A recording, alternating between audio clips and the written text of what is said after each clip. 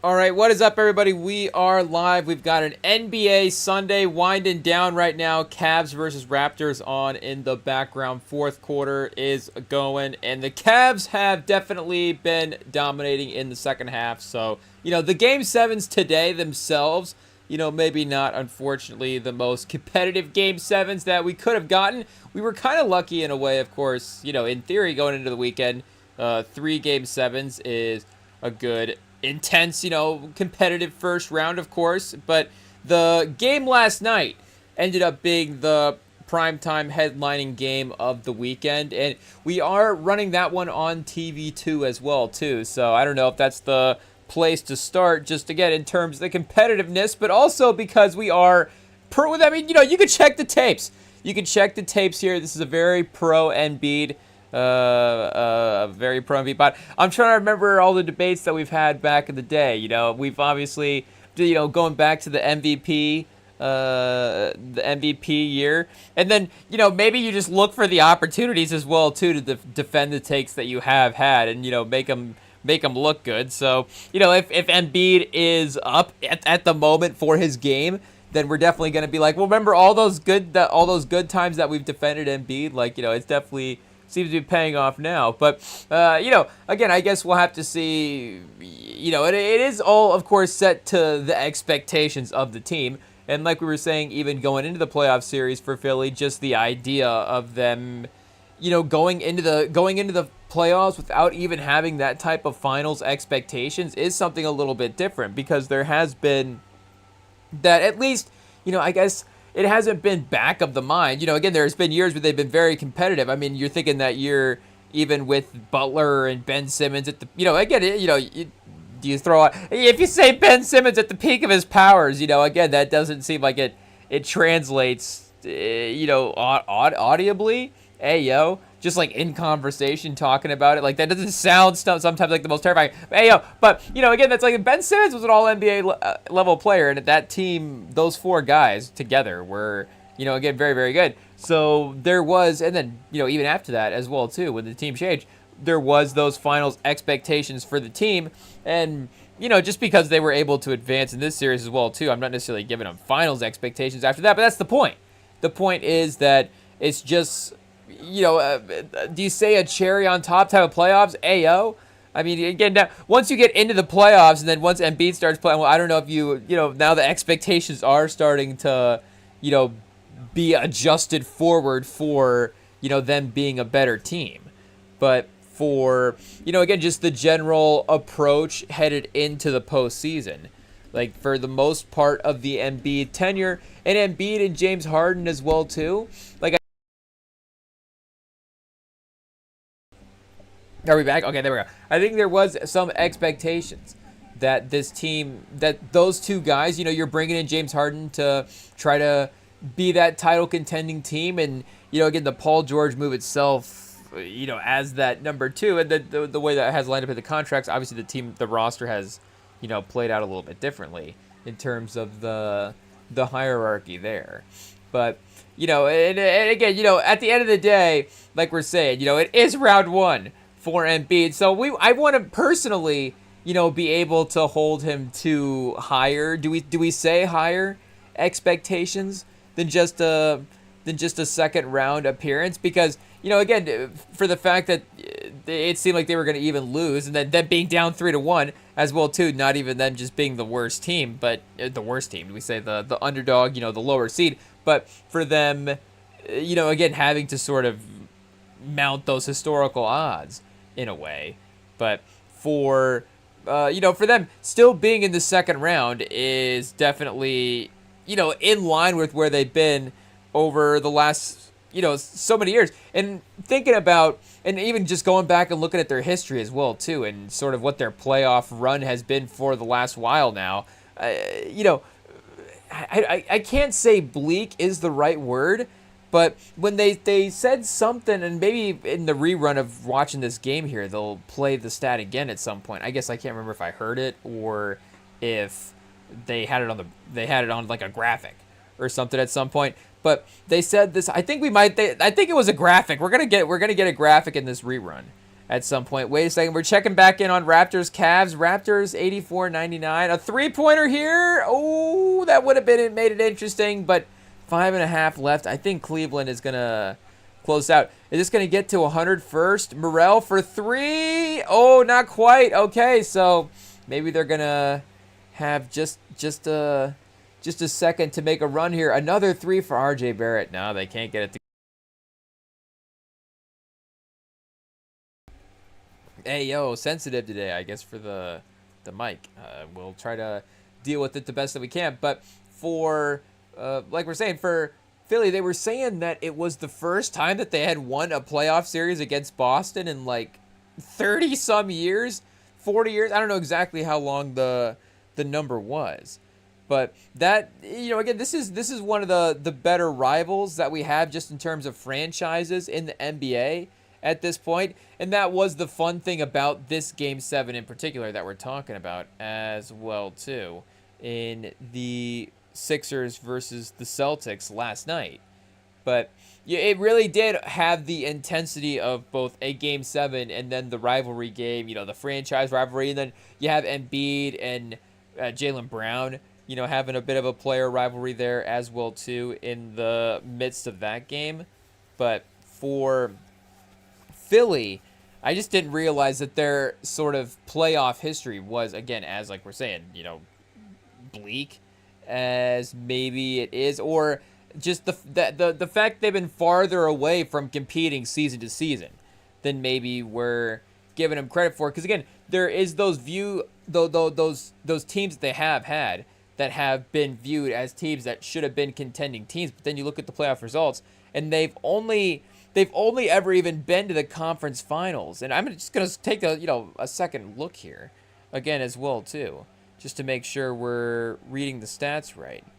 But they, but they won the finals in 82-83 and then made you're making the finals here, make it in 79. What do you make it in 76? So the 70s, again, are obviously a good 70s and 80s are a good decade for the Sixers. But the 80s are a good decade for the Sixers if you put it with the 70s. The 80s, I guess if you put it with the 90s, that's like, okay, it gets a little bit worse at that point.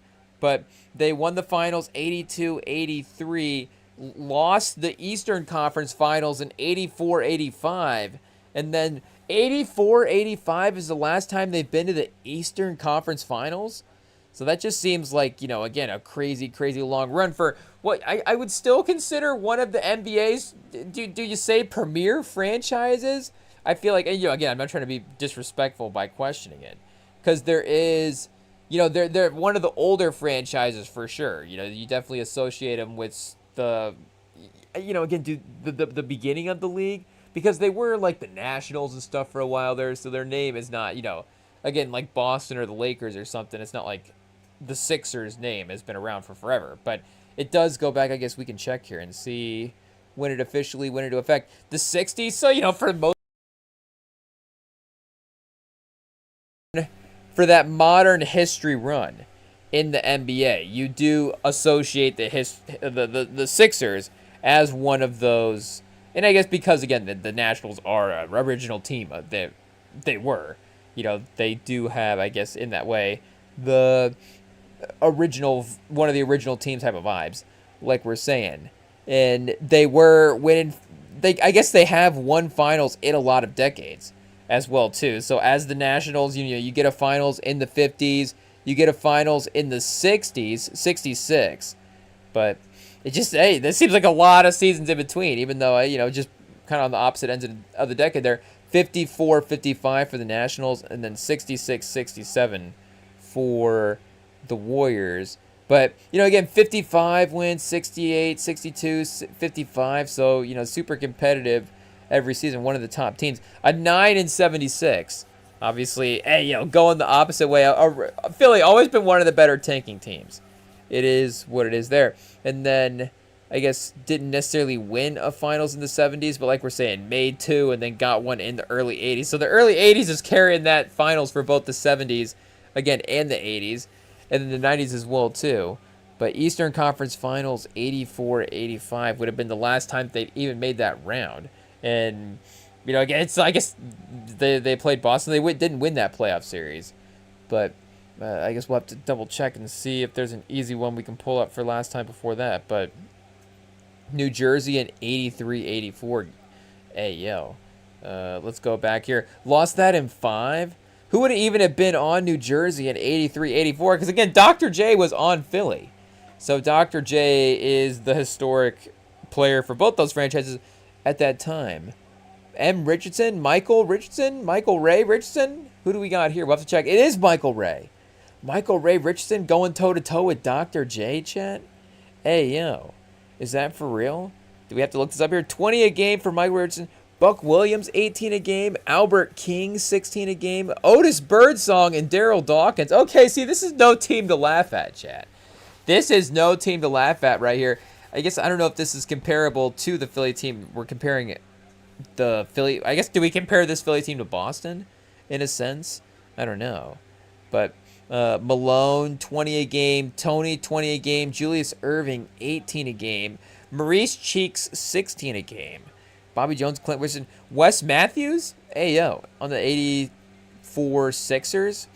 So it's not like the Sixers were the roster had been depleted at that point in the 84 season. They just got outplayed by Otis Birdsong and Michael Ray Richardson and Buck Williams in 5 games. Hey, yo. It is what it is. Oh, wait, that's not the game progress there. Game 1 to New Jersey, Game 2 to New Jersey, Philly 1-2, and then I guess New Jersey kind of the, momentum math, if that makes sense.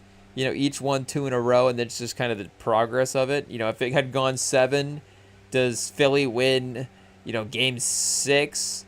And then Game 7 turns out a little bit different. And it was a 3-point game. We need to see if this is on YouTube, chat. Hey, yo. Game 5 of the 1984 Eastern Conference first round. New Jersey Nets 101, Philadelphia 76ers 98. So you've got Michael Ray Richardson dropping 24, Otis Birdsong dropping 24, Daryl Dawkins only dropping 4. Hey, yo. But, and I don't know, you see the math doesn't math sometimes, chat. You got everybody in the Philly starting lineup dropping double digits. So they're, playing well. Moses Malone, 19. Tony, he had 22. Julius Erving, I guess, 5 for 11, 12 points. Obviously, maybe you want a little bit more than that. But 12 points, 10 rebounds, still something. Maurice Cheeks, 16, and Bobby Jones, 12 there. Clint Richardson, 8. Again, it's only a 3-point game at the end of the day. But the Richardson-Williams-Birdsong combo able to get it done there. And, I mean, definitely closest game of the series. For sure. Pretty competitive in the last 3. I guess you got 2 8-point games. So I'm assuming that's going to go down to the wire there. But 116-101 and then 116-102. Very similar games all the way throughout in both the wins for each. You got 116-101, 116-102, and then 108-100, 110-102. So the league scripting was pretty basic, I guess, back in the 80s. They were still trying to figure out some of the variety stuff that they've been able to work into today's game. But we've been mentioning going back and watching, not going back, I guess, just watching some of those, Gen Z versus old head NBA type debates that they have, where one old head versus 10 Gen Zers, all this stuff. They keep bringing up Buck Williams, chat. The old heads love Buck Williams. It is what it is. 3rd overall pick in the 81 draft. Hey, yo. He gets 6'8", so, obviously, that sort of power forward build that would hold up in the modern game today. I'm trying to remember who the old head, who the guy that we were seeing talk about him, who was compared to. I remember he said Buck Williams. He's like, I love Buck Williams' game. Buck Williams would have been a great player in today's game. Hey, yo. And then he mentioned somebody else as well, too. So I guess we could go back and try to find that video. But either way, shout out to Buck Williams. You see, very efficient from the field. A couple of times he actually led the league, I guess, in field goal percentage as well, too, which is impressive. He was a little bit lower at that time in his attempts. So 7 a game is definitely pushing it for, the minimum volume you can have there. That's for sure. But, and 60 is, hey, I'm starting to criticize the league now that he's leading the league there. But 60, now you do have like a center or two that will be up in the 70s. Like now it's, a Nick Claxton type or something that leagues and field goal percentages here. I guess I don't know who got the field goal percentage leader, because you do get a trophy for that, I think. I guess speaking of Nick Claxton, the reason I bring it up is because I saw Nick Claxton, the Nets posted a YouTube video when he won the trophy that year, when he won the accomplishment, and they posted a video of him getting a trophy for the accomplishment, which was like, I guess I didn't know that guys had trophies in their trophy cases that were, I led the league in NBA field goal percentage, throughout the course of the history. I guess I don't know if you necessarily get one for 3-point percentage, and again, I guess it just depends on whether or not your team or whether or not the player is going to post it to social as well too. But there is a good chance that Brooklyn may have made that field goal percentage trophy up. Again, if any team were to take field goal percentage leading the league a little too seriously, maybe it would be a team like Brooklyn that needs to celebrate any sort of player success that it can find. But Cleveland chat, Cleveland Raptors is getting a little bit tense here at the end. The chippiness, the last couple of years in the playoffs, of course, with the way that it's been reffed a little bit, some people have definitely commented on the physicality that has returned to the league when it is being refereed and the guys are being allowed to play a certain style like that. But is the chippiness, is the fighting back as well too? Is that what we're saying? It does seem like the hold me back league is definitely here, because again, there was that point we were criticizing it. It's just a hold me back league. Everybody just wants to fight, but nobody's actually going to fight. But at least we can get to the hold me back phase again. Like now it's, speaking of this Celtics Sixers game, people were Celtics fans. It's like, what do you think about Tatum and some of the guys, being all, it's like the happiness rankings. Like, can a player be too happy after a Game 7 win now? Is essentially the problem. They'll be smiling, they'll be dapping guys up. Everybody's a friend now. At this point, it's not even a hold me back league anymore. Like we're saying, it's an AAU, everybody knows each other type of league situation. Water break, chat. It is what it is. But I guess we got the reveal for who led the league in field goal percentage this year. We'll see. I have no idea, chat. Well, this is a surprise for us all. Oh, it's Gobert. It's Gobert, 68.2%. And then you've got Ayton at 67, Cade at 67, and then Cade at 65%. Jalen Duren 65, Jared Allen 65, Giannis 62. I guess how many of these can I read while I tighten down the desk, chat? It is what it is. I think I'm turning the screw the wrong way. Okay, okay, we gotta keep going. Zion. Oh, there's Nick Claxton, Max Renaud, Jokic, Chet Holmgren, Shea, Trey Jones. Chat, this is not evening out. I just don't want it to be so shaky. Mobley, Thompson, Khalil Ware. Pressure. So I guess 19 guys. There we go. Mamushvili. We'll just say Mamushvili's name to round up. 19 guys. It takes 19. It takes 19. It takes naming 19 NBA field goal percentages to tighten down a screw.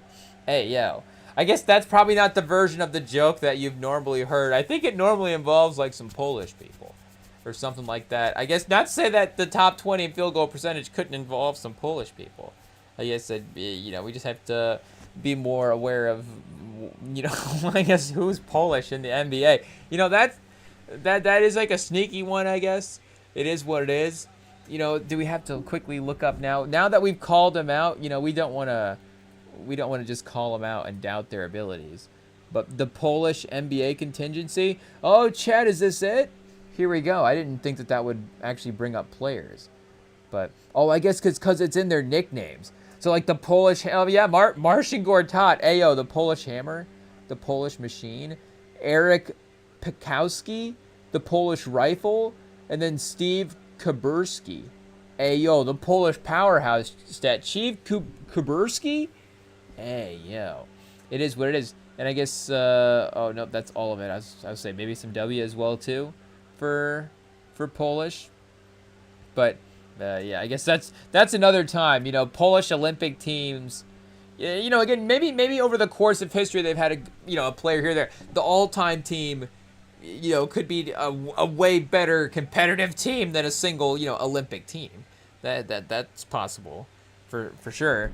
But yeah, I guess shout out Gobert, and Gobert has Defensive Player of the Year trophies as well too. Kennard did lead the league in 3-point percentage this year. Is this his first time, or has he? Hey yo, shout out to Kennard, but I feel like he's done it before. Oh no, yeah, he's 49% in 22-23, and then 44.9% the year before that.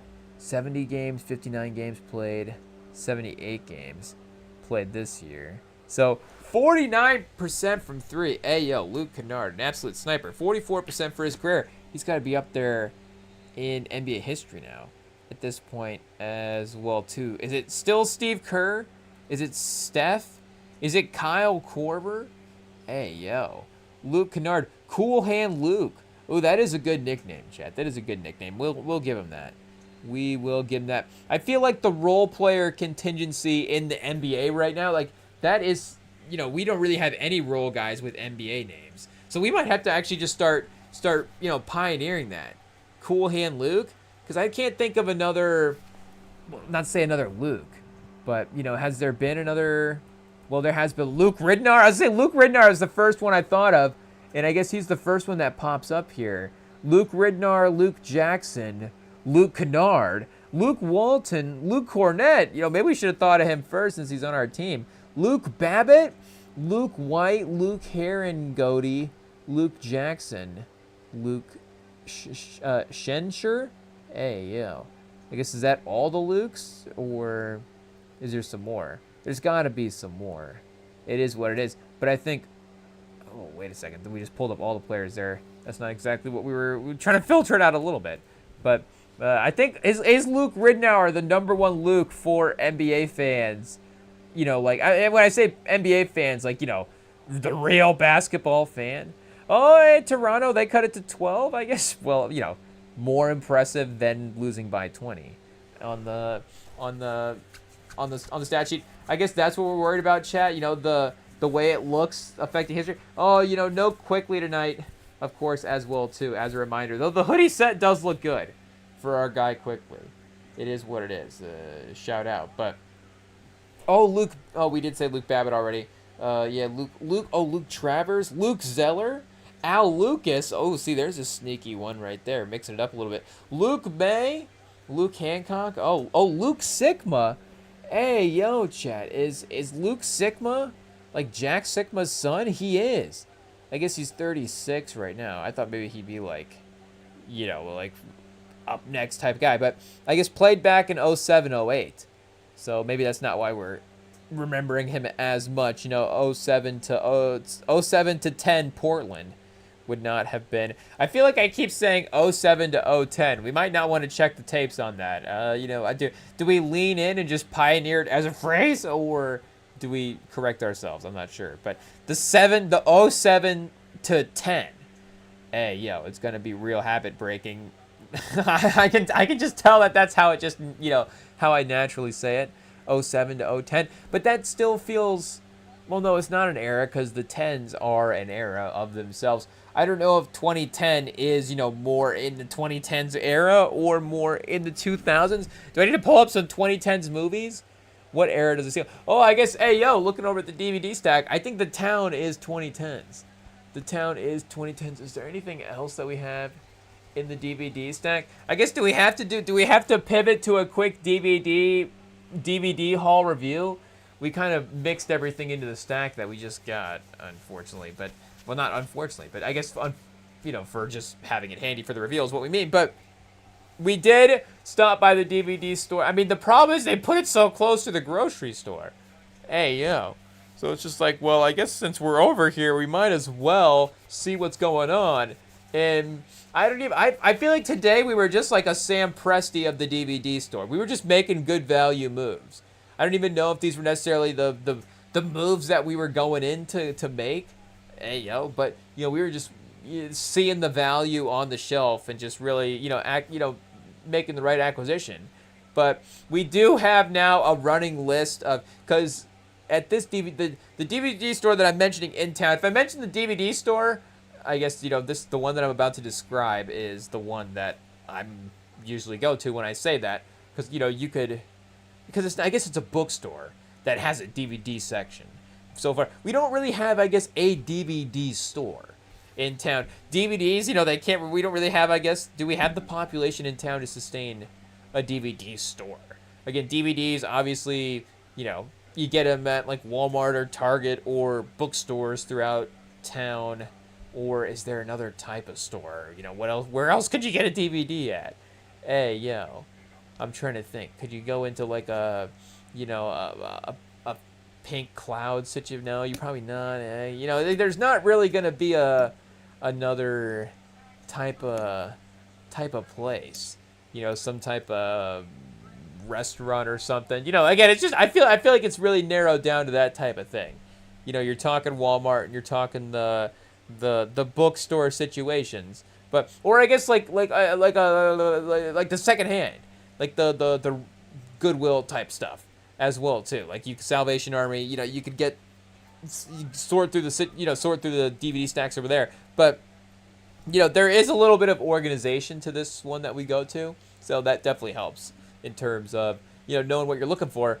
But we've got our running list, so it's like, okay, if we wanted to go through the full price section, and everything is a good deal at this store as well too. So you're not really like, at the end of the day, you're the full price DVD is like $5. This DVD on sale is like $1-2. Still a difference for sure.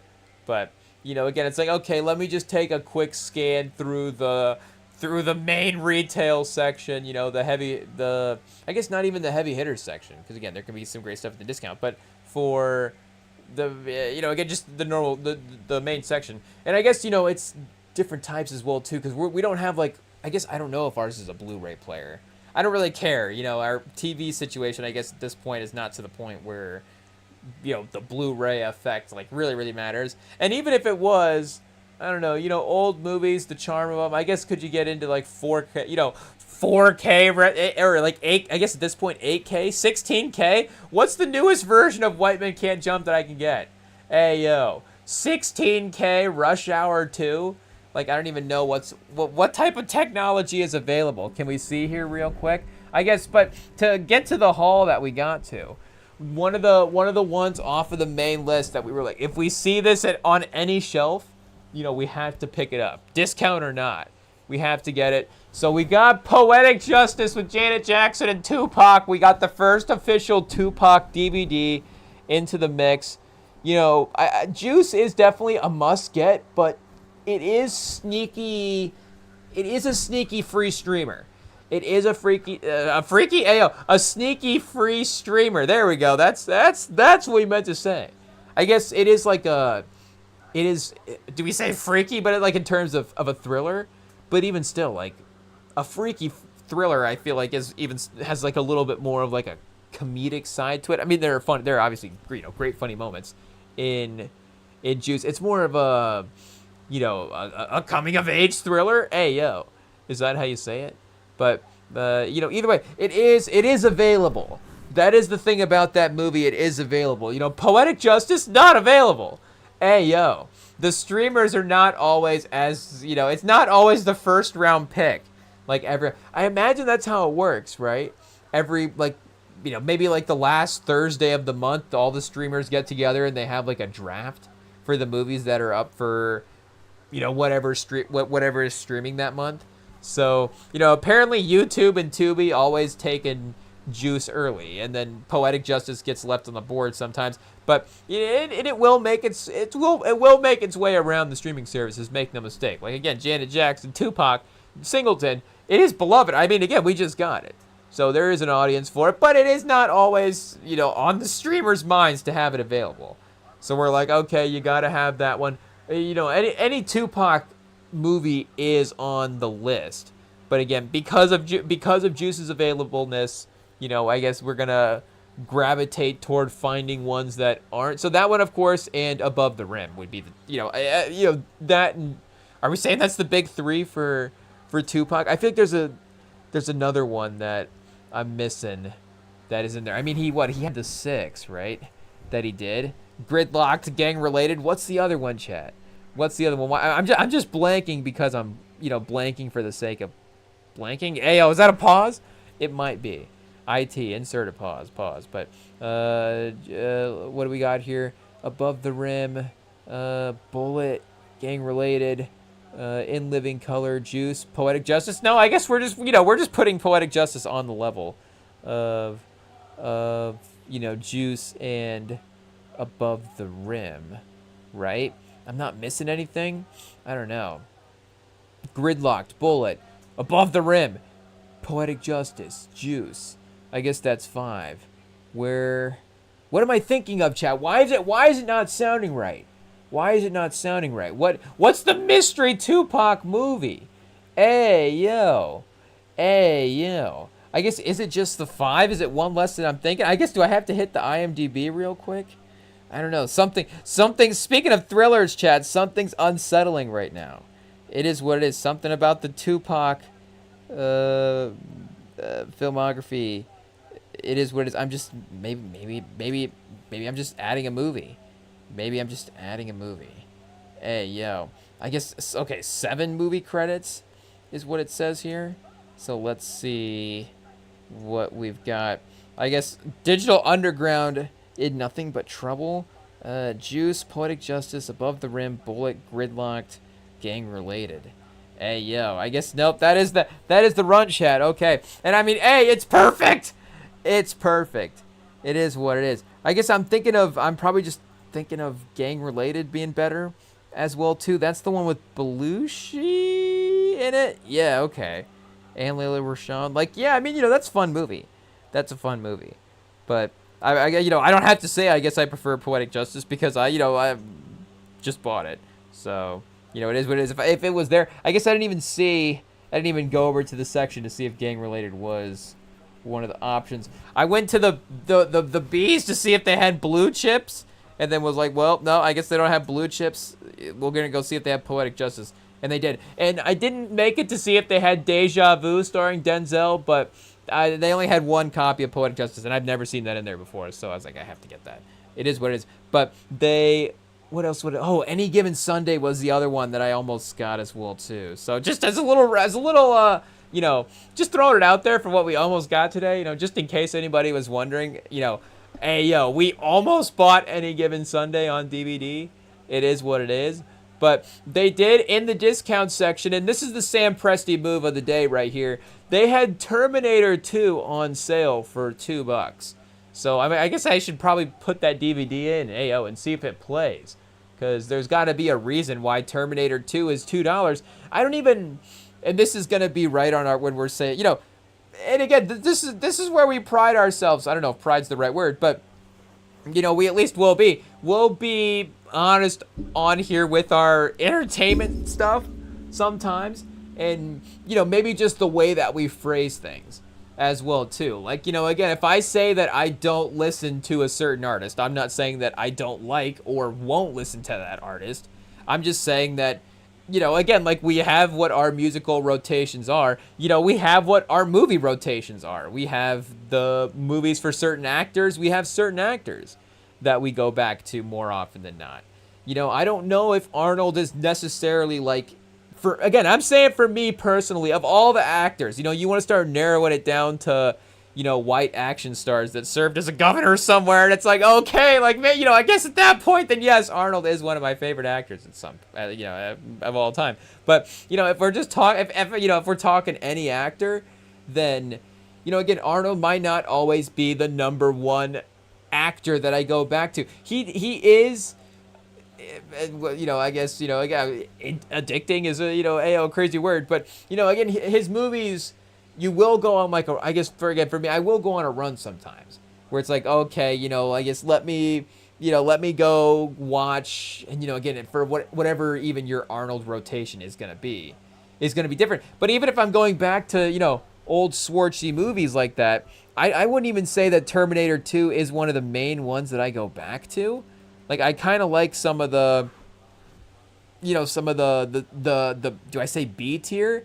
Because like Total Recall is not a B tier Arnold movie, but again, maybe in terms of the way it's remembered in the pop, it's not necessarily again the at the forefront of Arnold's discography. Again, Predator is obviously, maybe Total Recall is like that fourth spot on Mount Rushmore. I don't know though. Again, Batman and Robin, Jingle All the Way, a Mount Rushmore Arnold, but Terminator and Predator are obviously, again, two of the greatest action movies of all time, just in terms of like, the, what are you saying, the legacy of the movies. I mean, for me, I am, 10 times out of 10, like they didn't have, did they have Predator there, Chet? Ayo, I don't think, no, they had Predator 2, maybe that's what it was. They had Predator 2 one time or something. They had maybe one of the other Predators.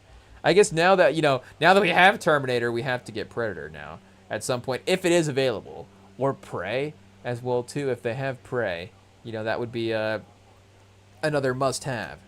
But, again, like Predator, I would say Predator, Total Recall, Jingle All the Way, even, I would watch more than Terminator 2. Again, it's not saying that Jingle All the Way is a better movie than Terminator 2. And sometimes, again, the scale of a movie, it's a little bit of a commitment as well.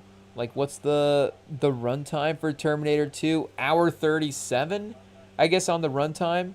So, it's not, I guess, but, what's Predator? As we'll see, is Predator 90 minutes? An hour 7, chat. It's an hour 7. It's not a short film, but for what it is, that's pretty good. But and then OG Terminator. Did we say Commando already as well too? And, True Lies is maybe True Lies is the sneaky. Was what I'm thinking of, like the sneaky B tier that we would go back to. Total Recall's the A tier. I think Total Recall, if it's Predator, Total Recall, Terminator 2 as 3 of the top 4, especially for the action, and then maybe The Running Man. They did remake that one, so. Maybe that would be his top 4. Expendables franchise. Later on, you could make a case, but again, I would say that, like I say, I've definitely maybe seen True Lies more than Terminator 2 at this point, just throwing it on, and because it is so prestigious as well. Prestigious is the right term, but it does have a little bit of like a, can tonight be the night that I throw Terminator 2 on? Like, I think that is the beauty of our DVD collection. It is that accessibility, or that crossover, that high point of accessibility and quality movie. See, Training Day, the replay value of Training Day never wears out. A movie like The Town, the replay value of that movie never wears out. White Men Can't Jump, it's a quality film. Hey, it's a great premise. It's got great actors, prestigious director. Like, it's got, again, it's got real movie parts to it. Like, that's a real movie, but it's also just an incredible amount of fun to watch as well, too. Like, Terminator 2 is that. And, I was going to say, like, Heat. Like, Heat is a little like that, but I think only because it's 3 hours. I don't know. But for me, The Dark Knight is like that as well too. Like, The Dark Knight's not a movie that I just, that you just throw on every day. The Dark Knight is like, you got to commit to sitting down. It's going to be an evening. I don't even know, what type of, I'm not even in that mindset right now. I can't even think of what type of special things, I might have prepared. If we are going to watch The Dark Knight that night, we might make like a dessert or something. I'm not sure. Hey, yo. But, I feel like the Terminator 2 is in that category as well. As I'm thinking about it, The Town is getting there. Like, the town is good for sure. Town's quality, but is it the replay value still holds up? You can just throw that on every time and you're like, it still rips. It still rips all the way through. The Fast and Furious franchise, Fast 5 definitely is the movies. That movie is probably the peak prestige of the Fast franchise, because the first Fast and Furious, does have a little bit more of that easy accessibility to just watching it. But it is, like we're saying, also a great movie as well too, just a quality film. Paul Walker and Vin Diesel at the peak of their early powers there as well. But then Fast 5, the franchise, is definitely really developed a little bit more. But is Fast 5 more watchable than Terminator 2? Just in terms of throwing it on. Again, Judgment Day. I mean, I honestly haven't even seen this in maybe 5 or 6 years as well, too. I'm not sure. So, is this that's the one with the, spoiler alert for Terminator 2, but that's the one with the nuke in it, right? Where she gets like the dream vision situation. So, again, is there some heavy, are we saying some heavy stuff in there? I don't know. But it is one of those movies that is not necessarily like a, I'm just going to throw this movie on and just have a good time. Terminator 2. Again, Terminator 2, like we're saying, is a good time, one of the best action movies of all time. Same with The Dark Knight. The Dark Knight, when you're watching it and when you're, pause, when you're in the movie, I think we're, okay, back and good to go. But, again, the vibe of the movie, when you get that real locked in moment and you realize like, oh, wait a second, I'm not like actually in this. I'm like, pause. I'm like actually just like sitting on the couch here, just watching this on a screen. But like Heat, when they get to crashing into the truck or something, maybe you get all of a sudden you're just like, oh, wait a second, this is a movie. I forgot that this was a movie. Like I'm actually not just in this world standing here watching just this semi, just plow into this garbage truck or something, just plow into that. That money truck as well too. I guess we have to go back and rewatch. See, I guess let us know. I guess this is a personal list, so I don't know what you're gonna let me know what my personal list is for I guess, and the term that I have for it is a fine wine movie. I call it a fine wine movie. It's got to be a special occasion. That you busted out. I almost just thought of another crazy term, chat. I don't know if we're allowed to say it. IT, are we allowed to say it's a lingerie? I think that is a different type of film. It is what it is. But chat, the special occasion. The special occasion movie. What's that? I guess I don't know if are we allowed to also quote Conor McGregor as well too? I'm not sure, but obviously one of the funny McGregor lines as well too, when he's roasting that one guy, is like he's like just getting the fight with me is a big deal. I guess Chad, that's kind of Australian, isn't it? I guess we gotta dial in a McGregor impression here. Can we do it? I don't mean to promote any any hateful stuff, but. Obviously, what's the quote that we're trying to find here? Chat, do I have to search McGregor? Well, I mean, I can't search this, chat. I can't search this. I can't search McGregor Red Panthers. That's crazy. Can I just search McGregor Red and then just hope the YouTube algorithm figures it out? I think it does, chat. I think it did. IT, get us reconnected here. You can't disconnect us right after that. YouTube's taking us down. Pause. YouTube apparently doesn't like the comparisons we're making. Maybe it's fair if we're bringing McGregor up. Chat acted like we weren't McGregor fans back in the day. It is what it is. We're just trying to what are we saying? Repent? No, I guess it's just as things change, as times move, you just just go, oh, well, I guess the McGregor fandom is not what it was, but either way, obviously the quotes still pop into the head every once in a while. Pause. It is it is what it is. I guess that one is that the defining McGregor quote? It might be. I'm trying to think. I haven't. It's been a couple of years since I've really watched like the McGregor trash talk compilation or something like that. Now that I'm thinking about it, what was I watching today? NBA buzzer beaters, but but the next player, they score increasingly less points. I think was maybe the highlight video that I saw today. But it has been legitimately several years since I've probably seen a McGregor trash talk video. But the red panties line is definitely the number one. The who is that guy is a great one as well too. Outside of those, what else did he say, Chad? Well, what else? See, I'm this close to Googling it again. I'm this close to breaking the 2-year, 3-year window, however long it's been. Can we just keep scrolling through this search and just see? Oh, Ewan McGregor. Okay, shout out. Obviously, yeah, we're rich, baby. We're rich. Where the your wife sent me DMs. Oh, that might be the number one, chat. Your wife sending me DMs might be the number one.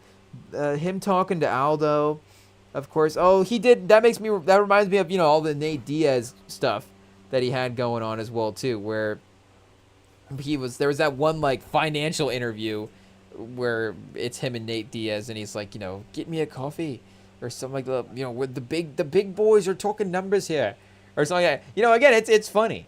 It is funny stuff. It is what it is. Oh yeah, here we go. UFC McGregor and Diaz trash talk money. So that one, and I think maybe, they're for interviews as well too. That was a pretty good, peak of the powers run, because I don't know if Aldo, was engaging in the same way that Nate Diaz was in some of the stuff here, but I think that's what stands out. Hey, I know there's definitely more quotes. It is what it is, chat. Don't check in and ask next time if after this that if we secretly went and watched that one, watch like a compilation or something. It is what it is. Do we just like watch one edit here? Okay, it's Khabib right now with the submission. So there we go. McGregor losing the fight. It is what it is. The beginning of that 2018, all the way back in 2018. Bruce Buffer introducing McGregor at UFC 189. I mean, Skinny McGregor. Can I call him Skinny McGregor? Hey, Skinny McGregor was, a beast as well too. But yeah, I think it is what it is. I mean, that's just it. I mean, that's just such a creative roast. It might be one of the great roasts that anybody has ever had anywhere. I don't even. It's like where would you even have the situation to say that? Like, maybe some movie settings, I don't know, would there be like if Robert Downey Jr. was like roasting a lower key Avenger or something like that, if they were stepping out of line, if like Vin Diesel couldn't necessarily say that to The Rock, in Fast 5, where he's like, like in some ways, the Fast and Furious franchise is very important to The Rock's career, but The Rock has had, other box office successes, some of it tied to the Fast and Furious franchise success, but and Kevin Hart as well too. I guess the Kevin Hart run, like the Rock has had his movies that have been successful in his own right. So it's not like Vin Diesel is, maybe in his mind he can get to the point where he can give himself that same credit, but it's not like he is elevating The Rock in the same way that, again, legitimately McGregor would elevate these fighters, because you would, like, somebody does have to fight him at the end of the day, but he was at that time, I think, he obviously the phrase is, yes, he was the biggest star in the UFC, but I think for the time, the level of separation was maybe the most, and I'd have to go back and double check how that overlaps with, like, maybe some of the John Jones suspensions and stuff in there, because like we said before, John Jones is, as popular an athlete in a sport as you can get. Just, I feel like every UFC fan at some point has, I don't know if John Jones, your favorite fighter, is the right term, but at least, a major appreciation for can I say respectfully, a little Kobe-like in some ways, maybe. Kyrie, somewhere between like Kobe Bryant and Kyrie, where I don't know, again, rest in peace to Kobe. Like, Kobe is beloved by everybody. Like, even people that don't watch basketball but know Kobe are like, yeah, obviously, I guess I love Kobe. Like, who doesn't love Kobe? But for, people, I don't know, maybe it's just the popularity. I'm just going maybe on the popularity, like outside of the UFC. I think maybe John Jones a little more drives a little bit more opinion than Kobe Bryant at this point in terms of, the people's, like we're saying, people's opinion of him. But either way, I guess, the McGregor quote. What are we saying? That's a long ways away from, Terminator 2 is a red panty movie. Hey, if we can say that. I think we'll stick to fine wine, chat. I think we'll stick to fine wine. Maybe damn us a different term, if you can think of one. I don't know, like an aged Parmesan. Like what's another thing that, obviously a beautiful lady. What gets better with time, chat? Just shout out to everybody out there. Just a big old worldwide compliment out there. But what are we saying? I guess what gets better with time? Is this or what? It's not even gets better with time like the fine wine. It's the special occasion. What do you say for a special occasion? If you guys say a beautiful lady again, that's not funny. Now that's not funny. Don't be objectifying like that. But either way, what are we saying? The Terminator 2, I guess, is actually something that you would say for a special occasion. But and the Dark Knight. So I guess I almost said this century. Terminator, not this century. But maybe for the century, those are the ones, in a way. Like Die Hard, obviously, you can go back and it is Die Hard. Are we also in our hot takes movies we don't go back to as much as their legacy? That's maybe the better way to phrase it, chat. Movies and artists that we don't go back to as much as their legacy. So I think Arnold might be a first team action hero legacy guy, obviously, but maybe for us, like a second team, third team actor rotation. I think if you went to the action heroes, again, it just his movies themselves are so undeniable at some point that yes, we'll be, watching Predator, once or twice a year for sure. Like that movie will be on, like we're saying, Total Recall will be on, True Lies will be on for sure. But I'm not necessarily those same vigorous rewatching as like a like we're saying, obviously Denzel, Pacino. Like, are we watching Pacino movies more than Arnold movies? It is what it is. It is what it is. Wesley Snipes. Am I watching The Art of War? Murder at the 1600? That's a DVD. I need to put that on the list, chat. Murder at 1600. That's had some classic Tubi moments as well too. And I guess The Art of War can go on as well. Or we can just put Wesley on the list as like, any Wesley movie can be there. Wild Things, chat, is on this list. Did IT type that on there or did we put that on there ourselves? I don't know. But that would be a fun poll going through the checkout with Wild Things. Next time I get a crazy movie like Wild Things, I'm just going to lean in, pause, and just be like the person at the counter. Because they don't have self-checkout. So I guess, if I want to get Basic Instinct, I have to, face somebody to do it. But pause. But whoa. But if we get Wild Things, I'm just going to throw it on the table and be like, you like that movie? It's pretty good, ain't it? We'll see how we'll see how that goes over. I guess it is probably a little bit in the delivery and how we approach that. But I feel like that is the best way to compliment that movie. I don't know if that movie has ever been complimented another way, chat. Do we need to? Is that another tier of list? How do movies get complimented? Because I've got like, Casino right above it as well. Like, Casino's got some wild moments in it for sure. But it's a little bit more prestigious. Like, I don't, Casino's great. It is what it is.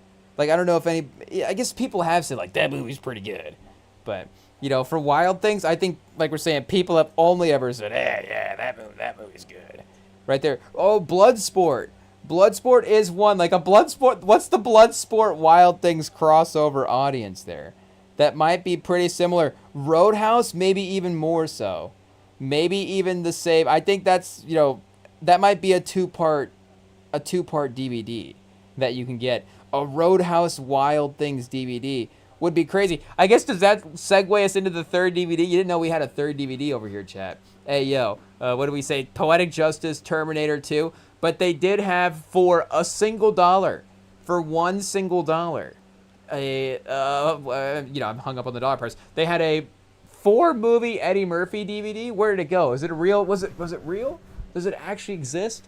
I might have to double check that. But one of them we do already have. We already had Boomerang. I guess just a backup Boomerang for $1. Hey yo, you just again we're Sam Presti. We're making moves. We might already have one wing 3-and-D wing, but just like it's like okay, we're not gonna not make this trade. The value's too good. I guess like the Spurs with De'Aaron Fox. Hey yo. It's like, yes, we already have, Boomerang. I already have the Nutty Professor as well, too. So I guess this 4-movie DVD package was Coming to America. So, I mean, boom, right there. $1 well spent. We got Coming to America for $1. Totally worth it. Harlem Nights.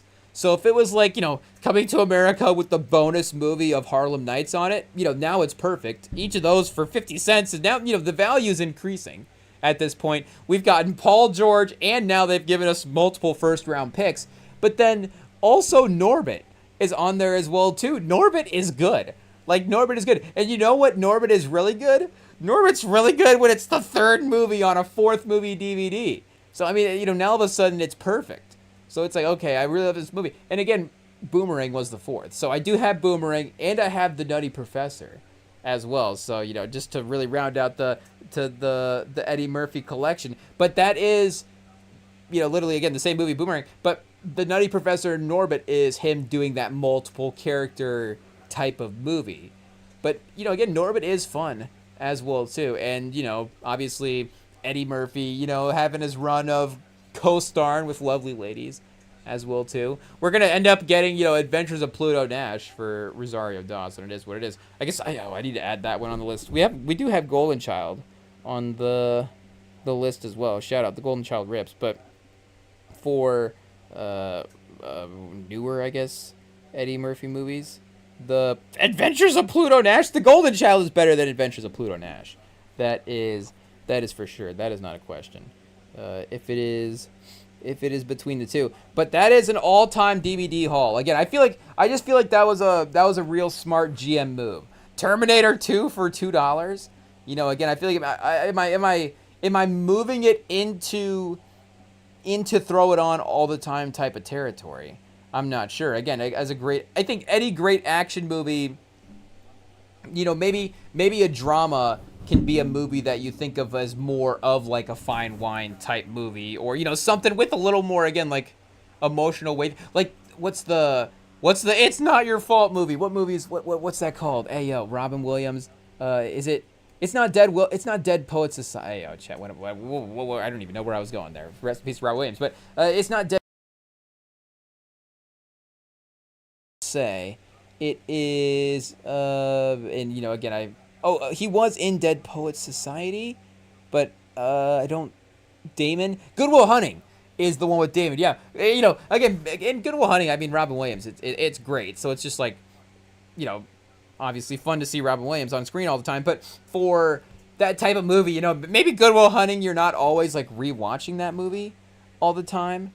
Maybe that's like, okay, yeah. I was like, when do you ever, watch Good Will Hunting? I guess I'm not gonna say when do you ever, because again, like you do get in the mood. Not even to, I guess now I'm just like talking personally as well too. I guess like as always for a movie perspective, but sometimes it's not even stories as well, or like Scent of a Woman, Ayo, with Al Pacino. Like sometimes you do want to watch good performances, and then you do, obviously the story can suck you in as well too. Pause, and then you kind of get, obviously attached to the characters and the situation, what's going on. But sometimes you're just into watching a performance.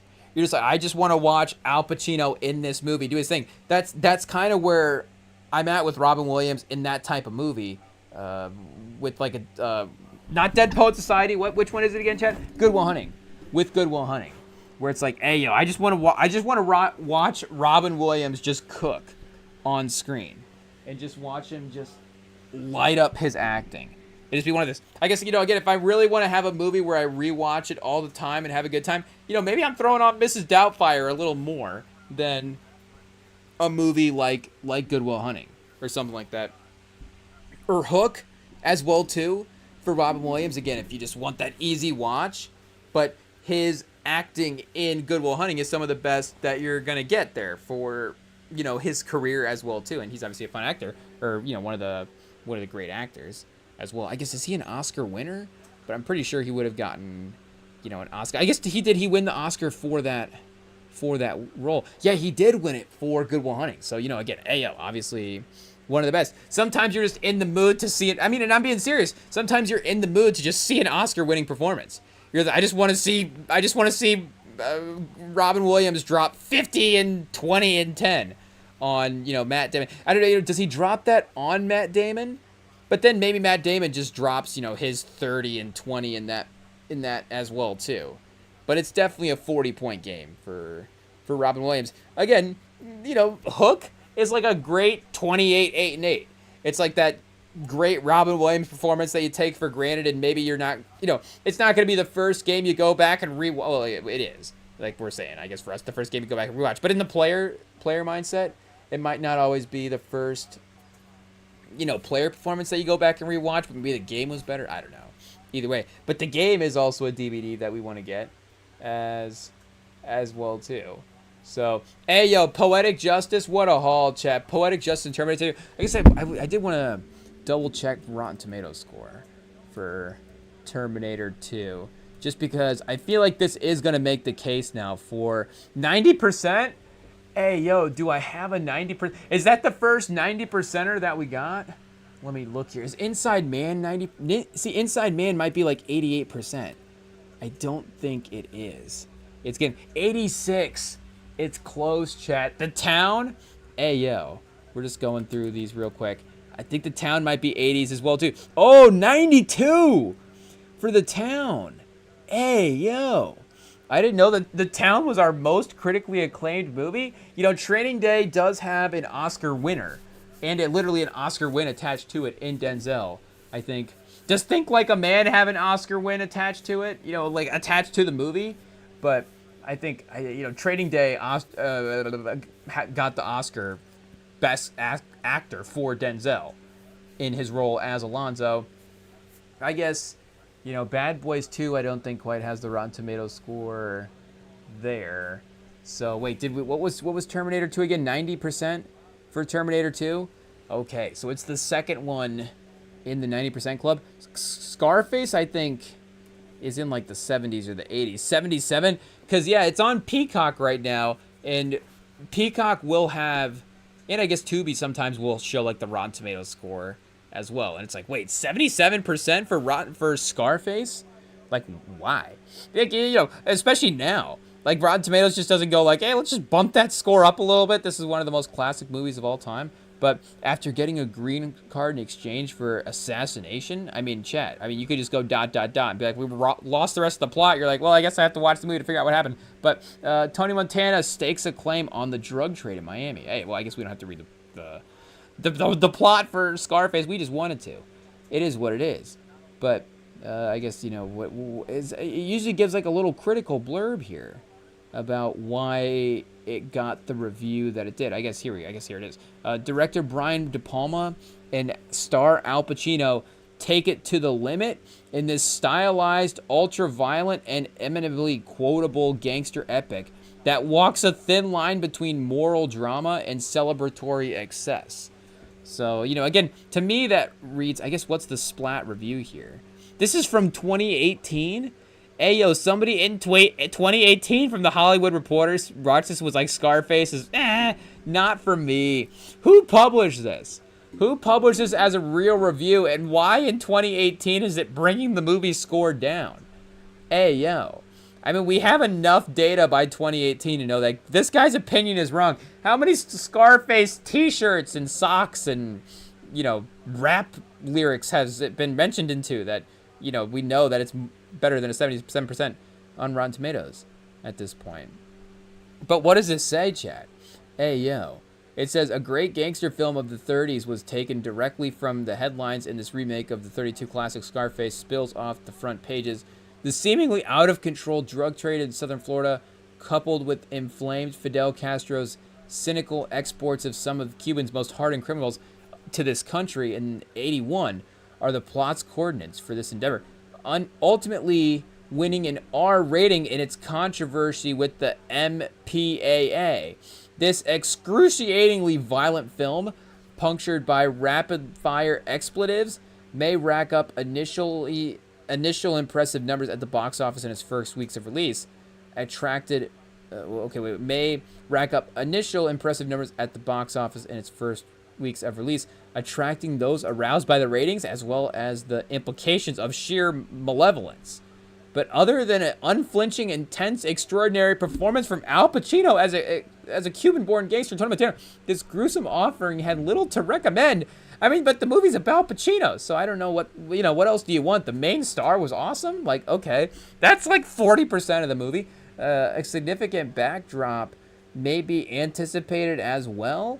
A possible moral backlash against the rating system for its initial X rating. To make an unredeemably odious gangster, I don't know if I said that word right, but fascinating for an entire length of a feature film is a monumental task. I don't know if this film, see, Chad, I think that just me, like, I think this filmmaker, there's some people, there's just an audience for some films. There's just an audience for some films. I feel like we have a fundamental understanding of cinema that just differs, because that line it's just untrue.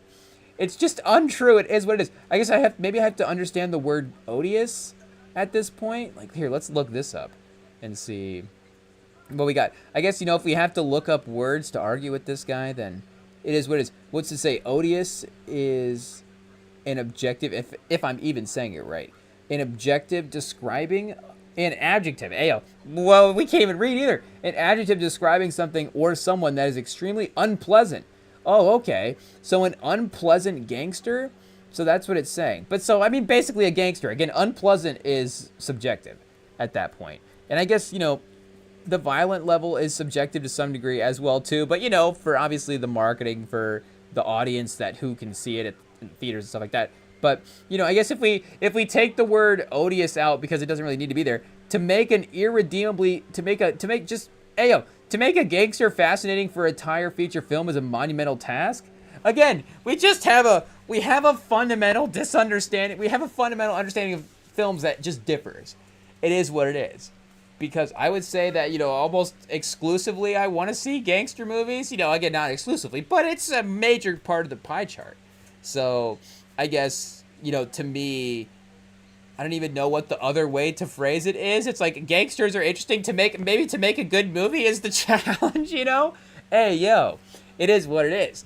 Like De Palma took the blurb should be, the REMINGTOM blurb is Brian De Palma took the world's most interesting subject matter and turn it into a film.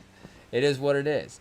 But, hey, yo. Again, I guess we're just talking about movie plots and premises here, right? But for again, movie plots and premises, like that is literally all I need to hear for this stuff. What did we say again? Like, after getting a green card for an assassination, I'm in. He's now interesting for the entire film. He assassinated somebody for his green card. I have to see where this goes after this.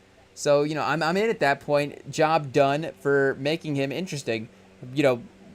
I guess this guy's maybe not saying, every other gangster in a movie is not interesting, but still, I feel like, it is a little bit of an attack on the genre. So it says a filmmaker must abdicate we just have to look up more words, his cinematic license to give the audience someone to root for, and such a dispensation, though brave, usually results in financial suicide. We mentioned The Dark Knight earlier. I mean, Terminator 2, again, I haven't seen it. I mean, is not Arnold the bad guy? Hey, yo, see, I'm trying to speak in, good English like the guy. Doth not Arnold cometh as the bad guy in Terminator 2? Doth he not presenteth forth as the evil force? So, again, I feel like honestly, I feel like in movies, villains are like what is the most interesting part of movies. And, a great villain performance is what makes a movie transcendent in some ways. Like, I don't know, that's a basic way to phrase it, but a lot of great movies are tied to villain performances. Hey, yo, we're a long ways away from Sixers versus Celtics Game 7 reactions here.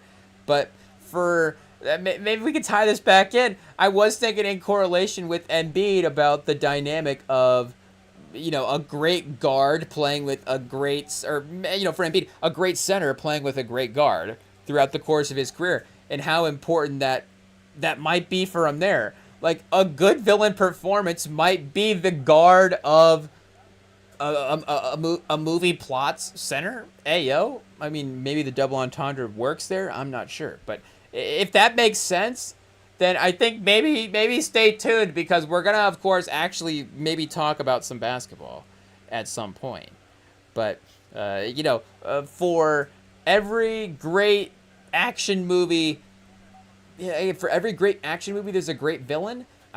Immediately I went to Fast Five, but Fast Five, like, they are the villains of Fast Five, in a way. Like, they're not the villains of the movie. They're the protagonists of the movie, but they're the villains of society, in a sense. Like, is that what I mean? Do I mean the villain of the movie, or the villain of, the people? If that makes sense, because again, that's a decent example where, it's more a good guy on the run being chased type of movie. I guess we don't have any like being chased type of movies. I'm trying to think. Carlito's Way obviously kind of gets back into the criminal mix. Centered off, they're kind of criminal. Hey, yo, so we need a somebody's being chased movie. I guess Boomerang is the chase movie that we do have. Hey, yo, Eddie Murphy chasing Robin Givens and Halle Berry around. Ba-da-ba-da. Okay, chat, we got to go to break after that one. It is what it is. Maybe NBA playoff talk when we get back. We can't guarantee anything, though. Stay tuned.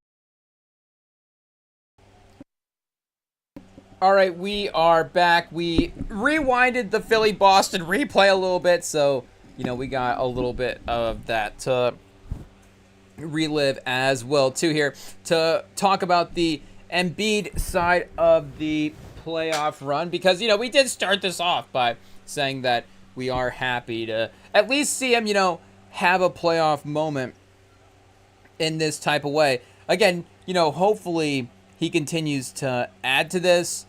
Are we saying Philly finals run? I don't know if that's the ceiling for this team, but just the general effect of, hey, Embiid at least has had a season where, he overachieved is something. And like we were saying earlier as well, too, the dynamic of that great guard next to that great center. I mean, obviously the more great players that you can have is, obviously, I mean, that's ideal in team building. But for that dynamic specifically, I was trying to think of the center-led teams that haven't necessarily had that type of all-NBA level guard on the team when they won the title. And again, now I'm narrowing it down to, one team per season instead of, even open it up to like conference finals runs type of bit. But, for Denver 22-23, because again, like OKC and Boston, you wouldn't necessarily call those center-led teams. You've got those as literally like wing and guard-led teams with Shea and Tatum and Jaylen Brown and Jalen Williams and those guys. But Jokic in Denver, Jamal Murray immediately obviously hasn't made the All-NBA team, but still is an All-NBA level guard in some sense. Technically now officially an All-Star level guard as well too, now that he has made the team this season. But for the All-NBA level of play, like, I don't know if it's necessarily fair or unfair whether or not to say at this point, Jokic hasn't played with any All-NBA teammates, because again, that does imply that Jamal Murray is not an All-NBA level player. It's just at this point, he hasn't quite made the All-NBA team, but when the playoffs are here, again, he's literally one of the best playoff performers that we've had from the guard spot in the last 10 years. So, I don't think Jokic is worse off for playing with Murray. And, again, looking even at this last playoff series, I guess we could go back and look at the box score. And again, Jokic does have the weight of the expectations on his game as well, too, compared to Jamal Murray. But I do think that, again, some of Jokic's struggles are equally to blame as well, too. But, again, he had that teammate. He had that teammate with Murray to have that guard to balance out his game, even if we give Jokic all the credit for making that run. Same with Giannis, where Jrue Holiday is that really great playoff level player, is an all-star throughout the course of his, I guess, did he actually make an all-star team there at some point? He definitely had to have in either Milwaukee or Boston. Yeah, again, 2-time all-star, 6-time all-defense, though, as well, too. And, maybe not in Jamal Murray's way the same, like, number production, where Jamal Murray's able to elevate his play in the playoffs, and those numbers really do look like All-NBA numbers when we look at the playoffs there. But, Jrue Holiday's, again, two-way impact can really be felt in those series. So, Giannis does have that guard as well, too, to be matched up next to him there as well. So again, maybe those guys technically haven't actually made All-NBA, but I do think that the team building premise of them having that lead guard next to them is definitely there as well too.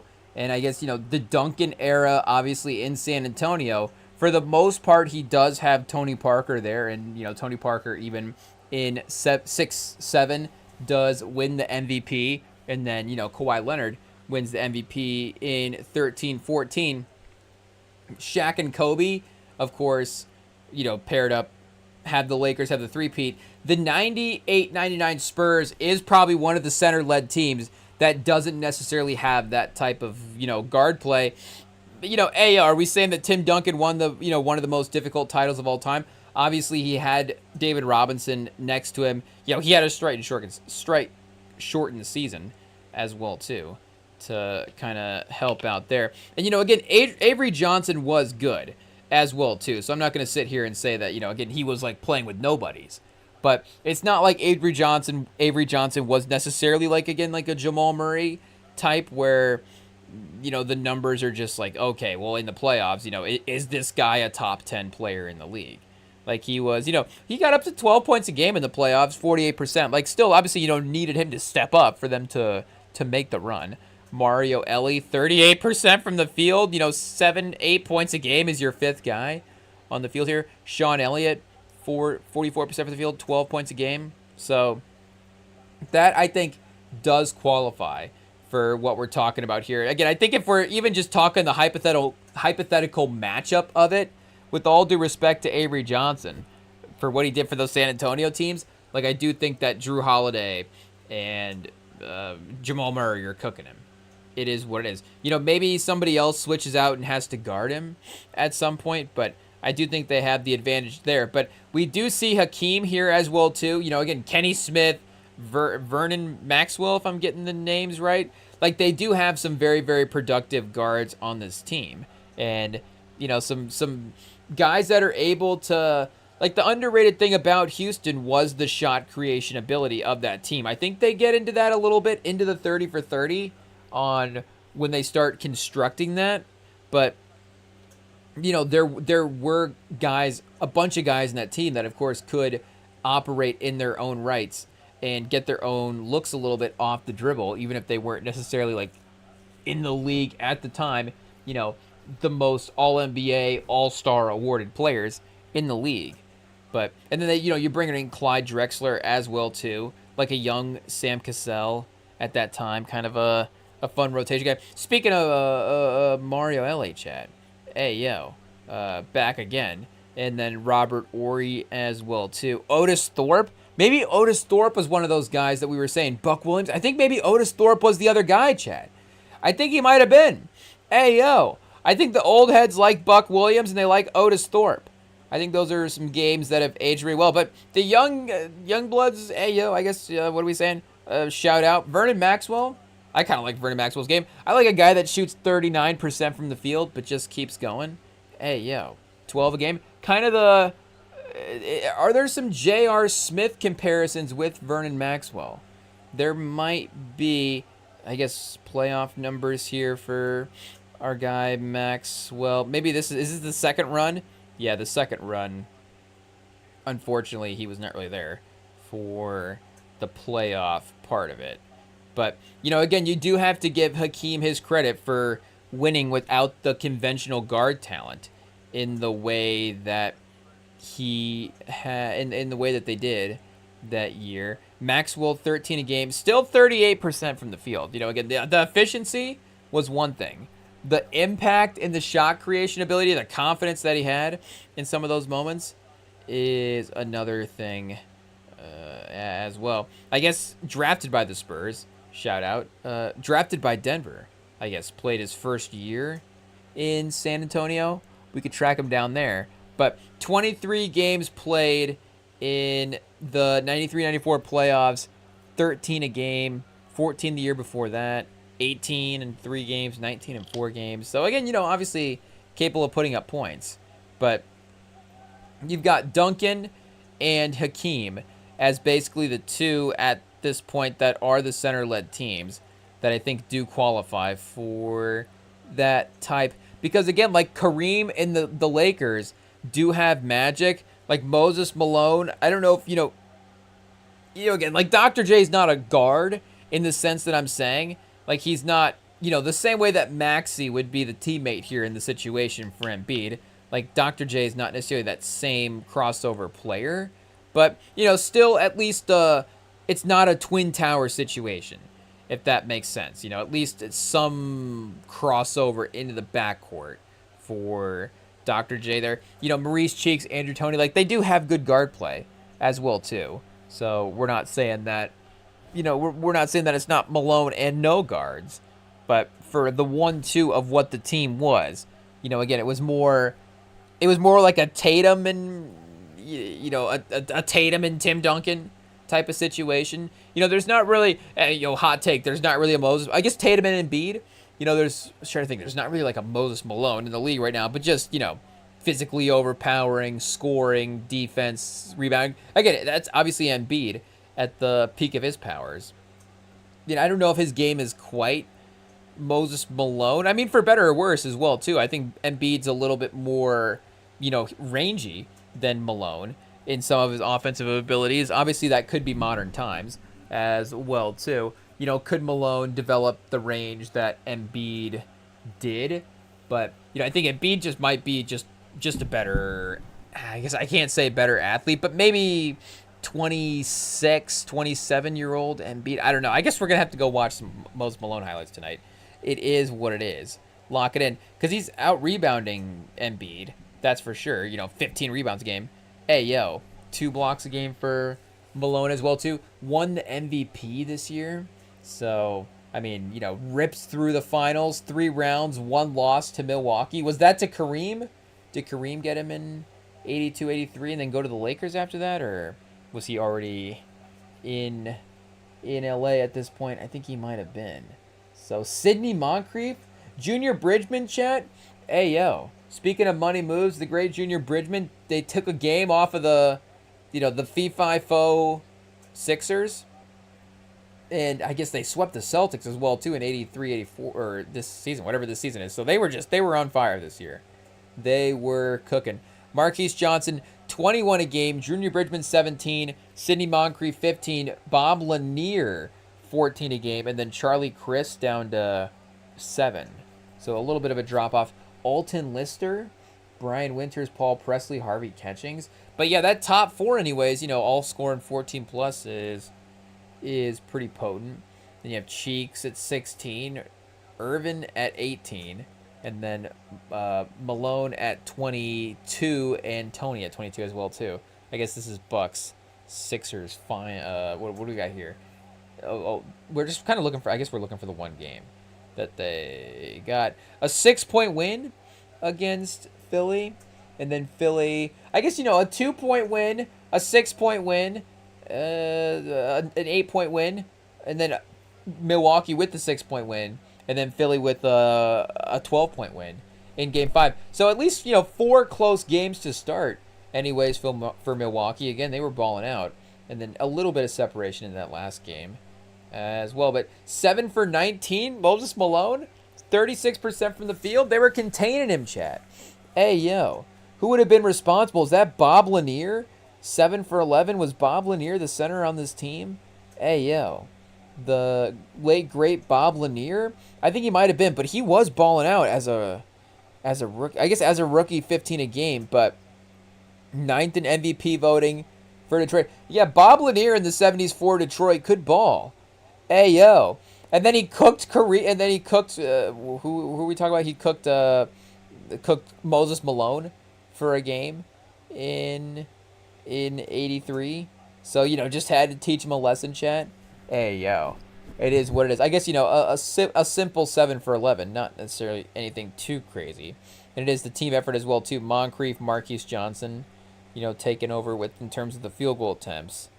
But, yeah, that is still, I think, the 1-2 punch that would qualify for, technically having a guard situation. I guess 79-80, that was Magic's, rookie year? So Kareem and Magic both there. Wes Unsold in 77, 78 maybe for the Bullets. And then maybe Walton as well too. Might be one of those center only type title runs. But I don't know, this team I think was a little bit more better on the roster than they get credit for looking back. Let's see what we got here. Maurice Lucas, 9th in MVP voting for this team. So maybe a little Twin Towers-ish with Lucas and Bill Waltons and then Lionel Hollins, 14 a game. Bob Gross. So I guess they do count. Again, if we're counting the Spurs for being in this conversation, for having the Twin Towers of Robinson and Duncan. But again, you have 2 top 10 MVP guys.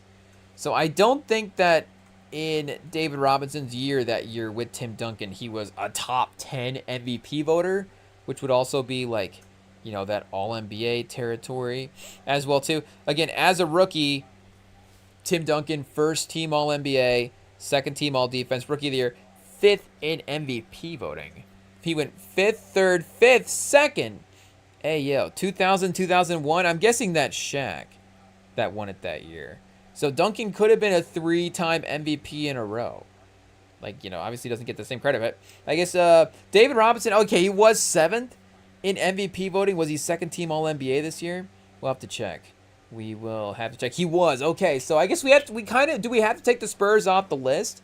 Do we have to? I mean, it's just Kareem is the only guy, I guess, to obviously win a title without really having, it is what it is. If we're looking at that supporting cast compared to some of the other title-winning supporting cast for especially around a star player at Kareem's height, it is one of the, simpler name value supporting cast. I don't know, what's the nicer way to phrase it? Weaker supporting cast? It is what it is. What are we saying? That, any Celtics teams ever would kick their butts? Hey, yo. Obviously the name value compared to some of these teams that just have 4 to 5 Hall of Famers on, sometimes in a finals game, just on a court at the same time between the teams. It just becomes a little bit of a different talent situation. But, again, for Kareem's greatness, was still able to, at that time when Jordan walked away from the league, got suspended, whatever happened. It was obviously, awesome that Kareem was able to ascend and win those titles. And I guess for Washington this year, they only had one All-Star. They didn't even have an All-NBA guy. They had Elvin Hayes make the All-Star team, Bob Dandridge, Wes Unseld, Tom Henderson, 11 a game. Mitch Kupchak, 15 a game. Hey, yo. And then Kevin Garvey, 15 a game. Phil Chenier, 14 a game. So this was kind of a bigger team. Hey, yo. You've got a power forward, small forward, center, power forward, small forward, a lot of wings and front court players, balling out for this team here as well. So, this is, I guess, a different situation. We don't really know what was going on in the 70s in terms of the competitive balance of the league. Hey, yo, I'm talking about the people on this pod. We haven't done the research yet. We just know, some of the names, some of the teams that were winning. To see, the Sonics and the Bullets having a little bit of a battle here in the 2-year final windows. Before there was Cavs Warriors, there was Sonics Bullets go into the finals every year, competing against each other. Jack Sikma and Dennis Johnson, that might be, speaking of low-end combos, chat, AO. And I love Dennis Johnson. I'm not trying to criticize, Dennis Johnson and Hakeem. If you're telling me Team Rem in an all-time pickup game, we're running Hakeem and we're running Dennis Johnson as 2 of our players, I'm in. I will actually choose to coach that team. If it's hey, you can have this team with Michael Jordan and Kobe Bryant or Hakeem and Dennis Johnson, call me a loser in the game, but I'm going to take Hakeem and Dennis Johnson. We're pro Dennis Johnson on this pod. Shout out. Sneaky Finals MVP as well, too. So, again, I don't want to criticize him too much. Jack Sikma, getting MVP votes. What's the highest he ever got for MVP voting? Hey, yo, a 7-time All-Star. Chat. I don't know if we have anybody this blonde in the league. Did he bleach his hair? Is Jack Sikma an early bleach hair guy? Goldilocks is actually a nickname that he had. So maybe it was, just a standout feature of his game. He was, I guess, that year specifically 7th in MVP voting was his highest, registered placement for that award. But, did, again, and not even make it an all NBA team, unfortunately. But the MVP votes do kind of make up for that a little bit because he's 7th, 15th, 9th, 11th, and 17th in MVP voting throughout the course of his career there in Seattle. I guess, the point we're trying to make, are we going back to the Bob Pettit, George Mikan days? Bill Russell with 11 titles there, obviously, had his share of great guards. Hey, yo, overrated? No, obviously not. Hey, yo, we don't even want to make the jokes. So, one of the legends, rest in peace. Hey, yo, a great.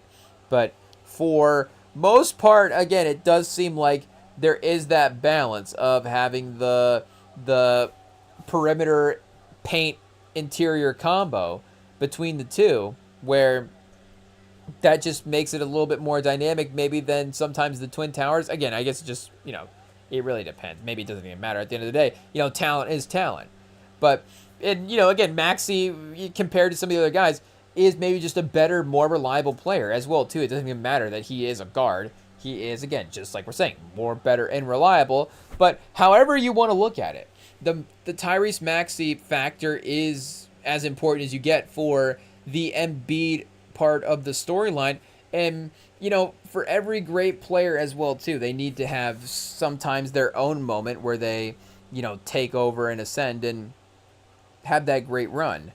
But for, and for even like looking at the Jokic Murray tenure in the runs that they've been having there in Denver and the title that they ascended to and just the competitiveness that they've been in the playoffs over the last handful of years, again, I guess they have won a title. So yes, it has been more successful than Embiid in the Sixers. But, again, have they been in the last 2 seasons more so? Hey, what's the comparison we're trying to make? The point is, either way, that, Jamal Murray has been as impactful and as awesome in some of these end of game and some of these closeout scenarios and some of these box scores. When you go back and look at it, he has been as good as Jokic. If I can throw that out there loosely, again, obviously Jokic throughout the course of the games controlling so much of the offense the way that he does. But, again, there is a production that Jamal Murray provides that is just as important as Jokic's production to the team. And because Jokic, what are we turning into, Kendrick Perkins over here? Well, I guess, we tread lightly. But the point is, either way, there is a notoriety that is, a praise that is still given to those guys, even if their teammates are still able to have the performances around them as well too. And again, we love Jokic on this pod. We love we love good players on this pod. It is what it is. We're pro Giannis on this pod as well too. So I'm not going to try to sit here and take away these performances from Giannis. But this is that time in Embiid's career where, again, it's a little dramatic to sit here and say that this is the first time Embiid has ever had help in his career, because, again, you can look back at some of the regular seasons and some of the names on the rosters and say that they are talented, for sure.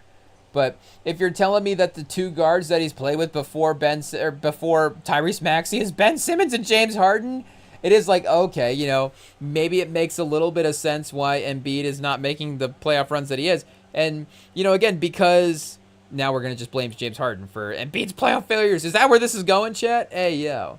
Is that where this is going? We're not trying to blame another man for another man's stuff, but pause. But, again, there is a little bit of a history there with James Harden's playoff performances, and, there started to become a history with Embiid's playoff performances as well, too. Not to say that, again, even this series has totally changed everything. But this was, again, a good reminder of him overachieving in a series, being dominant, and in the first 3.5 quarters of this game, completely unstoppable. There was, however, a moment with about 6 or so minutes left. I don't know, about halfway through the third quarter, and he did fall down. He did fall down at one point, and, it did look like he was even holding his knee, where it's like, okay, Embiid's made it this far into Game 7, and now all of a sudden, unfortunately it happened again. But he did, again, to his credit all night, he did get back up and keep going. And that was something that I was thinking about watching him as well, too, for better or worse. Like, he does sacrifice his body on a lot of plays. Again, there are times where you may, want him to sometimes take it a little bit easier. You're like, I don't know what the importance of, certain moments are. If you're chasing down that pass, maybe we can live to see another day. I don't know if we need you diving after every loose ball, but he is a guy that will sacrifice. And there is, been talks about his training as well, too, about even just with the way that, I don't know if it's for him specifically, but just the way that his game works, that he just maybe needs to be more open to actually falling instead of trying to resist the fall, learn how to fall comfortably. I remember somebody saying that for him once, and I was like, or somebody saying that about him once in like regards to his training, and I was like, I guess that could be right. That does have a nice sound to it, but I don't know if that's actually in concept what you want. Is Embiid just hitting the floor all the time? But either way, he will sacrifice and dive after a rebound, dive after a loose ball. Really try to lay out on the floor for these types of things. But did stop attacking the basket a little bit after that. So again, I don't know if that's the injury to blame or if that's here's Joel Embiid in the fourth quarter once again as the clock winds down.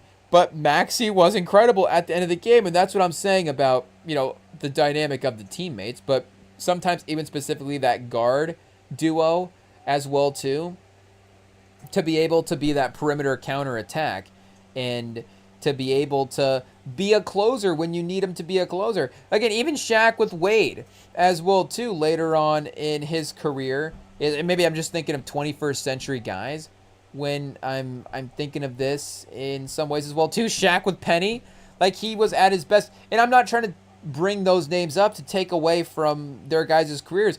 It's the other way. It's like how do we learn from how these teams became great teams? What are the similarities there? Shaquille O'Neal is one of them. Okay, write that on the board. Draft a player like Shaquille O'Neal. Number 2, he did play with a great guard. So under that, I guess we write if we do ever draft a player like Shaquille O'Neal, maybe make sure to try to get a good guard around that as well too. And that's why, if we're applying that to at least our own fandom anyways, the way that Castle has, of course, become such a star player in San Antonio is what is just as encouraging for the Spurs title hopes as Wemby's production. Like, it really is the combo of those two guys being what they are that makes the Spurs fans confident that, the core can be something special at some point. But the closeout factor as well, too, was something for Embiid that, I just don't think he's ever had a fourth quarter close like that. Again, I would never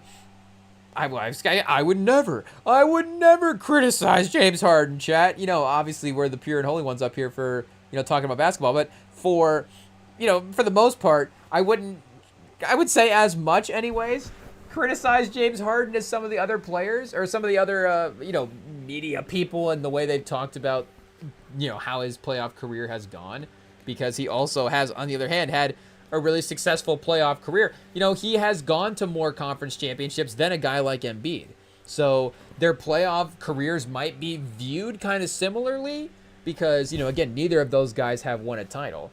But if you wanted to be specific about what they have done in terms of the accomplishments for the playoffs, like, I would personally say that, James Harden has done more in the playoffs than Joel Embiid. Again, I'm not saying that I would necessarily automatically pick a team building scenario where I'm building around James Harden versus Joel Embiid. I'm just saying that with, injuries, however you want to phrase it, luck of the bounce, literally a couple times, who knows? But, it is what it is. James Harden's teams have gone consistently, in his prime, farther than Embiid's teams in his prime. And I mean, again, it's not a hot take to sit here and say that if we're making that comparison, that James Harden would be up higher on the all-time list than Embiid because, Harden consistently up there for MVP votes as well, too. I mean, again, and he was scoring 40. Like, the offense that he was putting up is just as crazy as any offense that we've ever seen. I mean, Embiid obviously got 73 in a game at one point as well. But, again, for those two guys, I mean, as teammates at one point, but if we're comparing, James Harden's Rockets run with Embiid's sort of peak run here for Philly, kind of the taking him maybe out the first couple of seasons where he gets injured as well too, to kind of match the primes, maybe a little bit closer just in terms of the amount of seasons. But for, those careers, again, it is still, wanting to see him advance, multiple rounds. Hey, it is what it is. But, like I'm saying, it was just fun to see him take over and be that physical force and be a reminder of how dominant he can be in the playoffs. And, again, it's one game going to make up for every excuse that we ever have. It's like, okay, he won this game. Like, I guess every excuse now that we can make for him in the playoffs must be true. Like, again, and I'm trying to think this out as a pro Embiid guy as well, too. Like, again, this doesn't necessarily, like, because I want to hold him to that standard. I want him to be a high achiever in the NBA. He is as well too. So, AO. Like, who are we to, say Embiid, needs to achieve more? Like, that's not what I'm saying.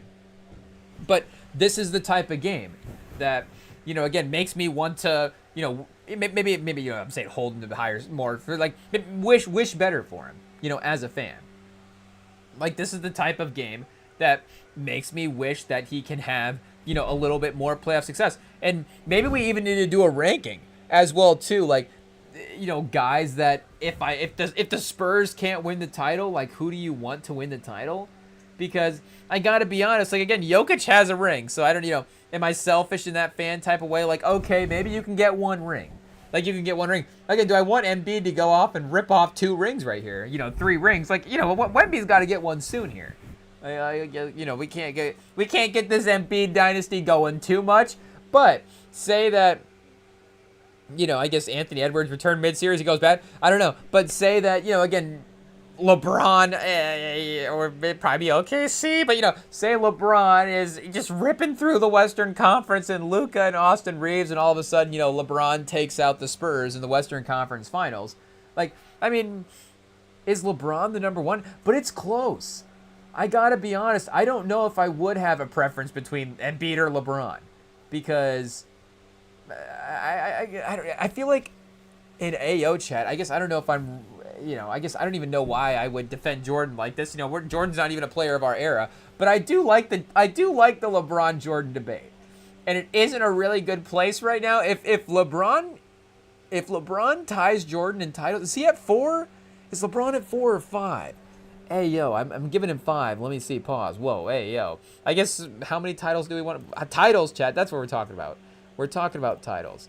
So, I guess I'm not gonna double back on what I said there, yo. But, I'm applying 5 titles to LeBron's career.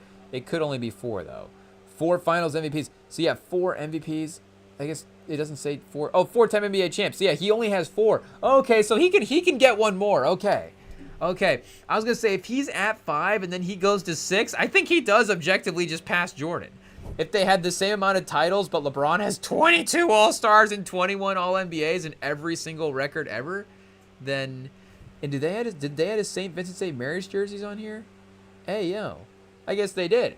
That's kind of cool. Do they add the college jerseys in for the guys?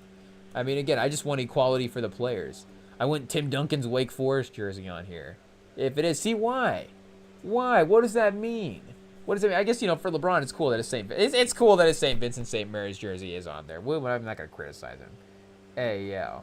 But can I get a Duncan Wake Forest or a Ginobili Argentina, or at least the Kobe Laura Barron, or the Melo Oak Hill as well too? Hey, yo.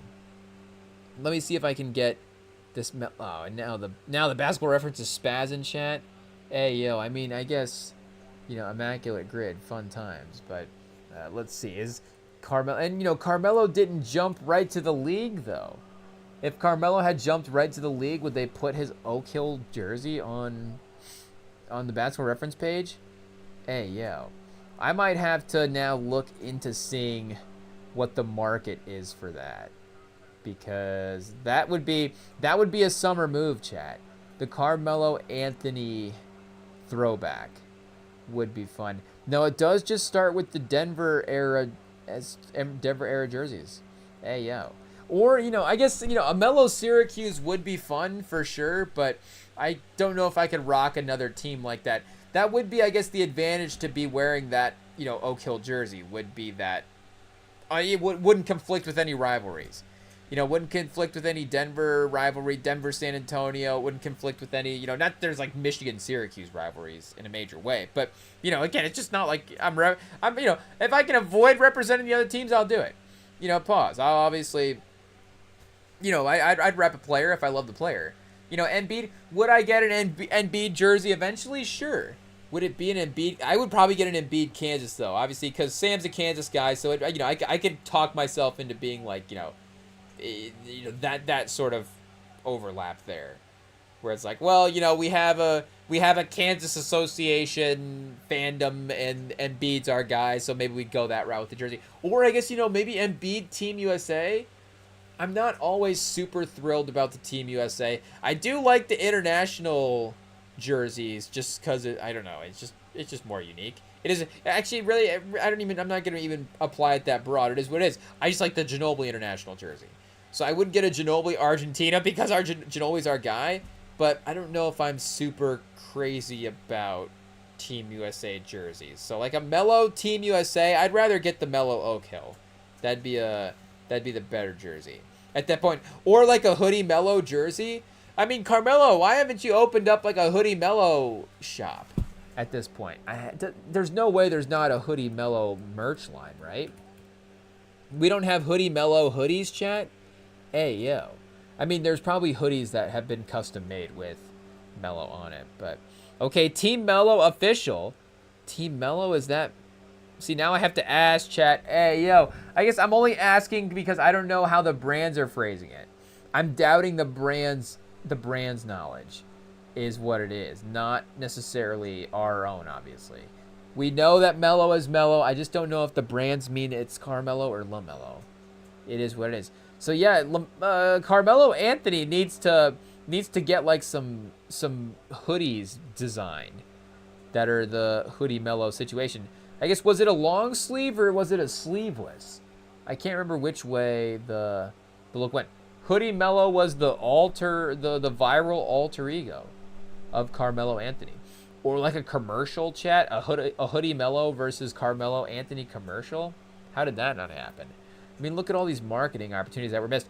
So yeah, I mean, like, hey, yo, Carmelo Anthony, just sell a line of like, you know, kind of the tighter, what do you say, the hood situation where it's like, and, you know, I'm sure Carmelo, you know, I'm sure he grew up in a tight hood, but in terms of the fit here for the clothes, like, I do think that, you know, maybe there's something in terms of the drawstrings being pulled in on the hoodie, kind of crunching up the opening here, but it is kind of a thinner athletic overlay type of hoodie. I don't know what's going on. Yeah, something that you might wear actually, I don't know, in a game as well too, something a little lighter there. So it would be a line of long sleeve hoodies. I would wear a Hoodie Melo hoodie though. You would, and I think you just do like a black logo on the hoodie. So, you know, the silhouette of the hoodie would still be the, you know, fully black hoodie, like the classic Hoodie Melo look. But then you could have the Hoodie Melo graphic logo on there as well too. So then, you know, when people get a close look, they represent. Obviously, you know, I'd want Hoodie Melo's brand. I mean, you could literally just call it Hoodie Melo. Like, how does he not have? I mean, chat. Hey, yo, I hate to, you know, Google this in front of the world and just put this information out there, but Hoodie Melpo? Hoodie Melpo could be one as well too. HoodieMelo.com. We're just Googling it. Oh, chat, it's not secure. Hey, yo. Apparently, HoodieMelo.com is not the place to go. We got to get in the DMs, chat. We got to get in the DMs. Carmelo Anthony, what do you need for us to help you start this hoodie brand? Hey, yo. Hoodie Melo in association with the Rem and Sam pod. It is what it is. We might have to get this working. Oh, chat, wait a second. As I go to DM Carmelo Anthony, I do see a fan concept poster with Halle Bailey as Janet Jackson in the same artwork as the Michael poster. Hey, yo. Actually, I see a whole Michael extended universe. Did we not propose this on the last one? I can't believe we didn't propose the Janet Jackson biopic. Cancel us now. But we got Poetic Justice to make up for it, so, you know, it is what it is. But yeah, they've got like a Jafar Part 2 situation, but then also a Prince biopic. Hey, yo. And did I even mention that the best part of the Michael poster is that it says from the director of Training Day on there? From the producer of Bohemian Rhapsody. Okay, that makes sense. You know, music biopic, Freddie Mercury, Michael Jackson, big stars, whatever. And the director of Training Day. It's like, okay, so Michael Jackson does wear sunglasses, though. So did he study Alonzo on how to take off sunglasses perfectly all the time? I don't know, but the Prince biopic would be crazy as well. So, you know, if it was like the same universe, rivals, I guess, yeah, but we did propose that. The rival universe biopic to see what's going on there. So, yeah, Carmelo Let's see what's going on here, chat. Carmelo Anthony, 8 million followers. Oh, he's got a link tree situation. Does he have House of Mellow, 1025, 7 p.m. in Brooklyn? Vin the 7 Estate? Does he have like a... Is this a wine brand? Oh, he's got a wine brand, chat. Hey, yo, imagine some Hoodie Mellow logos on of the wine brand on his hoodie. I don't know. He does have Stay Mellow. Oh, Stay Mellow. Oh, chat, I do like that. I do like that. Carmelo Anthony is a businessman. He is a businessman. Stay Mellow. Is this like a line of cannabis gummies or something? I think we've got a line of relaxation gummies from our guy Mello, is what it looks like. So, but I mean, Stay Mellow. How are you not gonna capitalize on that? I guess maybe like some. Oh, we got a full line of products from Mello, chat. Hey, yo, it is what it is. But yeah, I mean that name is too good not to be marketed to. And then he's also got a social change fund on here as well too. So go to the Mello player page, or the player page, his Instagram page. Also Mello's player page, also known as his Instagram profile. Go to Mello's Instagram and go to the link in his Instagram, and he does have a social change fund in here as well too. What we do, our pillars, chat. Do we look up the pillars here real quick? We just make sure. No, we gotta shout it out. We've got the SCFU is what I guess it is called the Social Change Fund. United is the technical name for the organization here. We got next. Provide under resource. I mean, it's doing the work of a great community uplifting impact here. So, shout out, obviously, be involved in Mello's, and obviously, your own attempts for change as well, too. But if that weren't to be to partner with Carmelo Anthony here on the social fund, no joke, then obviously the link here is in his player page. And then Team Mello Basketball, as we just go through Carmelo Anthony's, the links in his player page. I guess, chat, error, team page not found. So he's got an opening, pause. Link 4 is good to go. We can replace this Team Mello link with a Hoodie Mello situation. Okay, wait a second. Here we go. We finally have clothes. We finally have some clothes. He's got some different collections for the different brands. Okay, so maybe we need to get this all under one umbrella here and, streamline this a little bit. I don't know. Do we need a full line of Stay Mellow products? If you did have, maybe if you limited the colorways, I think that could be fine. Though, I guess it is kind of a red and white situation here. There, I guess, hey, yo, chat, they're stealing our ideas already. It is what it is. The hoodie, the quarter zip. Okay, I like it. The limited releases, it's good. The drawstrings. We should be looking this up in the background, honestly, instead of just scrolling through on our phone. It is what it is. But either way, I guess, like we're saying, the Carmelo player page, the Instagram page, is out there. So go through that. What's Versa? We didn't even see Versa. Oh, cigars? Hey, yo. Chat, Carmelo's really partnered in everything. He's got quite the line of products here. So, I mean, the fact that there's no hoodies in the mix is actually insane. Versa V2 by Carmelo Anthony. 54 by 6? 225. Hey, is that for a box? Okay, for a box of 10. So $25 a cigar. Hey, yo, box of 3, yeah, $67.50. Okay, so a little cheaper there. We got, oh no, I guess it was $22 for 22. Yeah, I was thinking 30. So, either way, what are we saying? We've got 3. Are we gonna order 3 Carmelo cigars? Probably not. Probably not the move for this week. Next week, do we go grocery shopping or do we get some Carmelo Anthony cigars?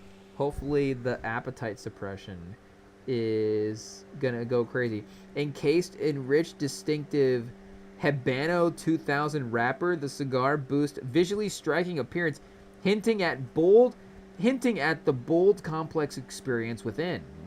The meticulous construction and firm feel are the reflection of quality craftsmanship. Hallmark of exceptional cigar. The Versa V embodies the spirit of Carmelo Anthony. Hey, yo. A blend of power and finesse. I don't know if I want to smoke that. Hey, yo. Hey, yo. I mean, I'm down to support my guy, but, I mean, embodies the spirit of Carmelo Anthony? I think I'm good, chat. I think our budget might be saved from this description right here. It is what it is. This cigar invites you to reflect on your own path and celebrate your victories, to embrace the art of transformation one draw at a time. Tasting notes. Here we go. Pause. Verse 3 embodies versatility, resistance, constant evolution.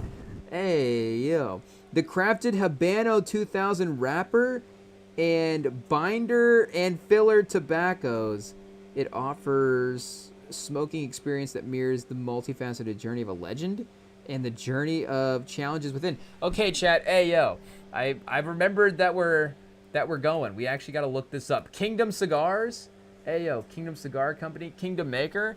The Carmelo Anthony cigar. Let's see if we can find this here. The Versa. I don't even know if this is the right website. I think maybe we want King Makers. Yeah, here we go. Kingmaker Cigar LLC is the move. Kingmaker's video game. That does remind me, somebody at the barber shop today did say that they're dropping a James Bond video game this week. And what they said, it was like Hitman. They were dropping a James Bond video game by the makers of Hitman, is what we heard today. So we go, IT, write that down. We're looking that up next. It is what it is. Yeah, here we go. We've got the, okay, medium full strength, dark brown wrapper. Hey, yo. Are these all Carmelo Anthony cigars here, chat? What's going on? I thought the mobile link only gave us one option. I didn't know we had budget options. A box of 10 for $119. Oh, here we go. This is the Playboy cigar. Wait, where'd the Oh, we didn't look up the Carmelo Anthony cigar. That's what it was. Oh, so there's a Playboy. Oh, here we go. Here's the Mellow. The JJ Signature Toro Personnel Balesco. Number 2 Revolver Robusto. Ooh, I kind of like that, chat. Does that look like a bullet almost? Hey, yo. Number 2 Revolver Toro. Number 5 Cigar Sampler. Number 3 Inkwell Bellicoso. I kind of like these. These are a little bit darker than the other ones. Hey, yo. This is a cool situation here. Yeah, we got a... what do we got? Medium full as well. I guess, kind of everything for the situation. What does medium full mean? Pause. I don't know. But it does look like the Carmelo is the leader in the clubhouse. So are they charging me for the name? It is what it is. The glossy pitch perfect Vitola features a Habano wrapper. Again, if they haven't made that clear. They're really liking these wrappers, chat. The Habano 2000 must be quite the situation. You'll experience a mix of intense earthiness, black pepper, and chili spice. Whoa, I didn't know cigars tasted like that. Oh, chat. Hey, yo, am I gonna have to hit up the boys and see if we want to get some cigars? Hey, yo, are we gonna be cigar men in our mid-20s? We're gonna be cigar men. We might have to wait on that one, chat. We might have to wait. But black pepper and chili spice is interesting. I'm not gonna lie. It sounds like they just sprinkle a little, a little Tony Cacheries. How do you say that stuff? That you sprinkle some of that on the cigar. Is kind of what it sounds like. A little lemon. They got a lemon pepper cigar here, chat? Hey, yo. There's no way there's not. I feel like maybe the quality of those might not be what we're looking for here. But a lemon pepper cigar? Is this our innovation? Is this our addition to the game? Google AI says lemon pepper cigars are a niche sought-after flavor profile, often featuring notes of lemon and pepper. Citrus lemon, white pepper, and creamy cedar? Hey, yo. I didn't even know creamy cedar was a thing.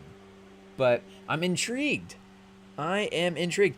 Provides some age premium options, providing this experience. These cigars are described as having bright, refreshing, spicy profile, profilic with sometimes lemon lime soda or tanginess combined with pepper spice. So I guess, a bright, refreshing type cigar is not bad. Again, the chili spice, I don't know, are they leaning into, kind of cashew and almond? Hey, yo, okay, I don't know about that situation. Hey, yo, we're customizing the Rem and Sam cigar. But hey, yeah, hey, Chad, that might be a good lane of product for Rem and Sam. Is that really what we've been needing this whole time? A cigar? A Rem and Sam cigar? Should we hit up Sam and see what he says? How do you feel about Rem and Sam's? Would you? Well, again, we tread lightly, but would you be interested in a Rem and Sam cigar? I guess, what do we say? Do you want to smoke on a Rem and Sam cigar? You want to smoke the Rem and Sam pack? Again, I guess, we'll have to figure out what the correct branding is there for that. But it does look like they exist. It does look like they exist. CigarWorld.com may have some lemon pepper cigars here. Okay, this one is a honey cigar. Oh, is this all they got? Oh, no, wait a second. Here we go. Trufante, the cigar brand dedicated to his grandparents. Okay, 5 o'clock somewhere. Pour yourself a tall, strong, and light up this baby because it's 5 o'clock somewhere. Definite spice bomb. Oh, okay, chat. So cigars are spicy. I didn't know cigars are spicy. Connecticut, Nicaragua. Okay, I don't know about that. Romeo E. Juliet, 1975. CN is never before tasted experience of the smooth, creamy notes of Connecticut shade. What does that? I don't even know what I'm reading. Barrel fermented. That sounds a little more traditional here. Okay, I guess can we just search for a lemon pepper cigar? Hey, yo, I guess we're looking for cigars. Okay, Lawless, here we go. Bold flavors of dark fruit, earth, and coconut. Okay. Oh, cocoa? I guess not coconut. But can we put coconut in the cigar? Are we even making a cigar at this point? Hey, yo, a lemon pepper coconut cigar. But it can be lemon pepper and still have the chili spice in it.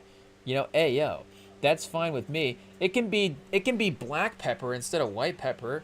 I don't know if that makes a difference, in the smoking situation. But, again, it can be a traditional lemon pepper blend. That's fine with me. Doesn't have to be a fancy cigar situation. The beginning, okay, this one's called Salvation. The beginning, bright cedar, white pepper, and dried fruits. Oh, this is actually kind of close, honestly. Dried fruits, what do we got here? What does it say? Herbal, floral, earthy, cocoa play forward with a finished blend of pepper and King spice on the retro. I don't know if we just had a typo run there or if I don't understand cigar language. Maybe a little bit of both. But more details, flavor profile, medium body. This has got an Ecuadorian special sun ground. Okay, so there is something then to that Habano wrapper that they were talking about because this is clearly different. Tasting notes, yes, cedar, dried fruit, white pepper, cocoa. Drink pairings. Oh, chat, this is really getting into the game here. So, cigar, this isn't even like a shopping website. This is a database for these cigars. Hey, yo, did we just find Pro Football Reference for Cigar World? Hey, yo, it's called Cigar World, but ring gauge 60, smoke time 51 minutes. It's got the smoke time on here. Inches. Whoa. Hey, yo, we've just got a classical standard issue 6 over here for the whole cigar. It is what it is for the old lemon pepper cigar. Chat, can we get like a line of 8-inch cigars or something? I don't know what, Hey, yo, it is what it is. Just, we got just for the real men. Hey, yo. But we got single malt Scotch whiskey, espresso, port, situations. I don't know where we're going with this chat, but hey, yo, I guess you could really get world's biggest cigar. We could, I guess, really get into a sketchy situation here. It is what it is. Log in to see who's smoking. Can you like sign up and just be like, yeah, I'm just smoking the black trading label Salvation right now if anybody else is curious. So I mean that's kind of cool. Single malt Scotch whiskey I feel like is just going to be the drink pairing with everything in this situation. But Ecuadorian shade? Hey, yo, 30 years. Alec Bradley. Chat. I'm not seeing any lemon pepper, though. What happened to the lemon pepper? I just am interested if we have a lane. If we have a lane. I'm sure if all of the cigar companies are not pursuing it in a major way, you know, really branding it that way, then, you know, I'm sure we're not going to be the ones that are going to crack the code. But, you know, again, what's the difference between dried citrus and just tell me, is it lemon pepper or is it some type of orange passion fruit guava situation that I don't know about? Your guide to cigar flavor profiles. I mean, I guess we should just start here, right? Hey, yo. The guide, if we want, I guess if we just got a couple of Habano 2000 wrappers ourselves, we could probably just cook up a couple of these cigars. I did see a video of a guy wrapping cigars in the street the other day. So, you know, I don't know if we watched that a couple times, we can learn. The Habano 2000 is a hybrid cigar wrapper leaf developed in Cuba during the it's a 90s wrapper, Chet. Hey, yo, that's our favorite kind. So this is a definite use right here. Shout out to Mello for, you know, putting us on game for what to use. Can we buy these somewhere? Oh, Chat. Hey, yo, what is this? A high profile stretcher, $10,000? I don't even know what that is. Wrap height, split base, pre-stretch. Is this even for cigars? I'm not sure, but Habano 2000 tobacco seed, 5 grams, $85. So it honestly seems like it could be pretty reasonable. And I guess you just dry the leaves, don't you? Hey, yo, so, oh, chat, we're figuring it out. We're figuring it out. There we go, because I'm assuming that the green leaves are just, you know, the fresh version of this right here. Then you figure out how to dry them out properly, and they kind of, you know, stay in their, you know, shape or whatever, and you fold them up. But this is crazy, chat. We're gonna start a cigar company, the REMINGTOM Cigar Company. A guide to Habano cigar wrappers. Okay, wait, we gotta go back to our flavor profile here and see what's going on. Where is tobacco grown? For example, Cuban soil is mineral rich. I guess we're just gonna have to go get some land in Cuba, chat. Oh well, I guess, you know, we're gonna have to go in our Scarface bag as well for this one. Except for we're selling cigars. I guess, you know, Scarface does smoke cigars. You know, he's not like dealing in cigars. Though that would have been a good like post-retirement if he makes it out.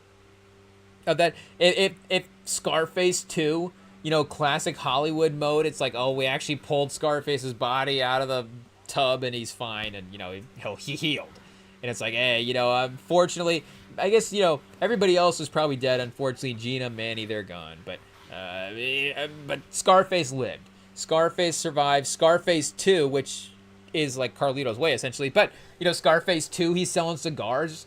Like, that would be the retirement. That, like, legitimately would be the retirement move for Scarface at that point. So, Cigarface, Chet? Hey, yo. Hey, yo. We may have just cooked up the plot for our next Tubi original and don't even realize it. What is Cigarface? It's Scarface crossed with what? I want to say, for some reason, I want to say Clayface just because I've seen the trailers for it recently. I don't even really know what that is. But it's also another movie with face in the title. But that one, I feel like that movie's going to get a little dark. So I don't know. If Cigarface is going to get dark, I guess, you know, Scarface did at some point. Maybe Scarface crossed with what would a smoking movie be about? What would Cigarface be about? Just like 12 Angry Men, but with Scarface? I don't know, something about guys being in a room, like just guys in a den the whole time, just like in a man cave. Can we set the whole movie in a man cave? But I guess Scarface is like an expansive, epic movie.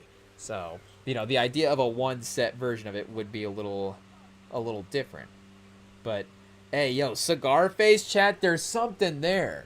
There is something there that we need to put the pieces together. I guess, can the Joker be involved? Hey, yo, maybe. You know, obviously, maybe there's some aesthetic sort of vibe situations that we can we can take from this, and I think this is the back of the vinyl, right? Hey, yo, the front is over. Yeah, the front's Batman. Okay, so IT's got it flipped around there. But either way, what are we saying for the tobacco company? I guess Cigar Face is gonna be our that could be our brand, right? Hey, yo, chat. I hate to just put this out there when people are gonna take it, but it's just such a brilliant idea. Cigar Face. We're gonna be selling lemon pepper cigars. It is what it is.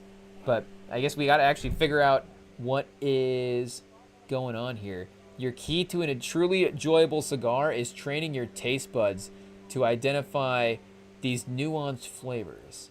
Okay, so like anything. Oh, wait a second, what happened? We just went back. It is what it is. We gotta fight off the slow loading computer here. See what happens. When tobacco is grown, just like wine, where tobacco is grown significantly impacts its flavor.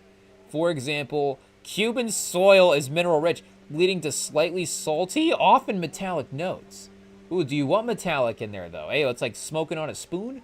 After harvest, tobacco undergoes a controlled fermentation process that refines its character. Tobacco layering, how different tobacco are layered in cigar blends affects the smoking experience. Oh, so it almost seems like it's got a little bit of a cologne type of vibe, where it's like, okay, it starts with like notes of this, and then it moves into tasting notes of this, and then you're gonna finish with like tasting notes of this. So like the multiple, and I mean that makes sense. If you stack the tobacco flavors in the cigar in different ways, you could wrap it evenly throughout the course of the cigar, or if it's a little more lemon peppery, is it a little more lemon up front but peppery in the back? Hey, yo, chat. I don't know if that's ever what's going on there, but if that were to be a situation, then maybe you could rig that. Like what would be the fade, like lemon pepper fading into like it's white pepper in the front. All right, well, I guess, hey, what are we saying about the order there? But I guess obviously it's like in this cigar, black pepper in the front, white pepper in the back. But I don't know what the mix for lemon pepper is in this. This might be a one-note cigar, honestly. We may have Cigar Face version 2 might be something else, Chad. I'm excited. Cigar Face is honestly I think it's a moneymaker, Chad. It is what it is, or at least a high craft pursuit in some ways. But cigar storage, how a cigar is stored affects its taste. If the environment is too dry, the cigar can develop harsh, sharp, or papery flavors. Maybe Cigar Face is not a brand. Maybe it is a brand, but it's also a guy as well too. A guy called Cigar Face, and he just makes fresh cigars, because I guess you don't want to store them if that's going to be an issue. Ayo, now we sound like Snoop Dogg. Ayo, we've got a guy named Cigar Face that just walks around with us all over the place. I don't know. But earthy, okay, so what do we got? Types of flavors: earthy, deep, dark, and complex. Spicy, bold with a fiery kick. Classic, woody, and cedar forward.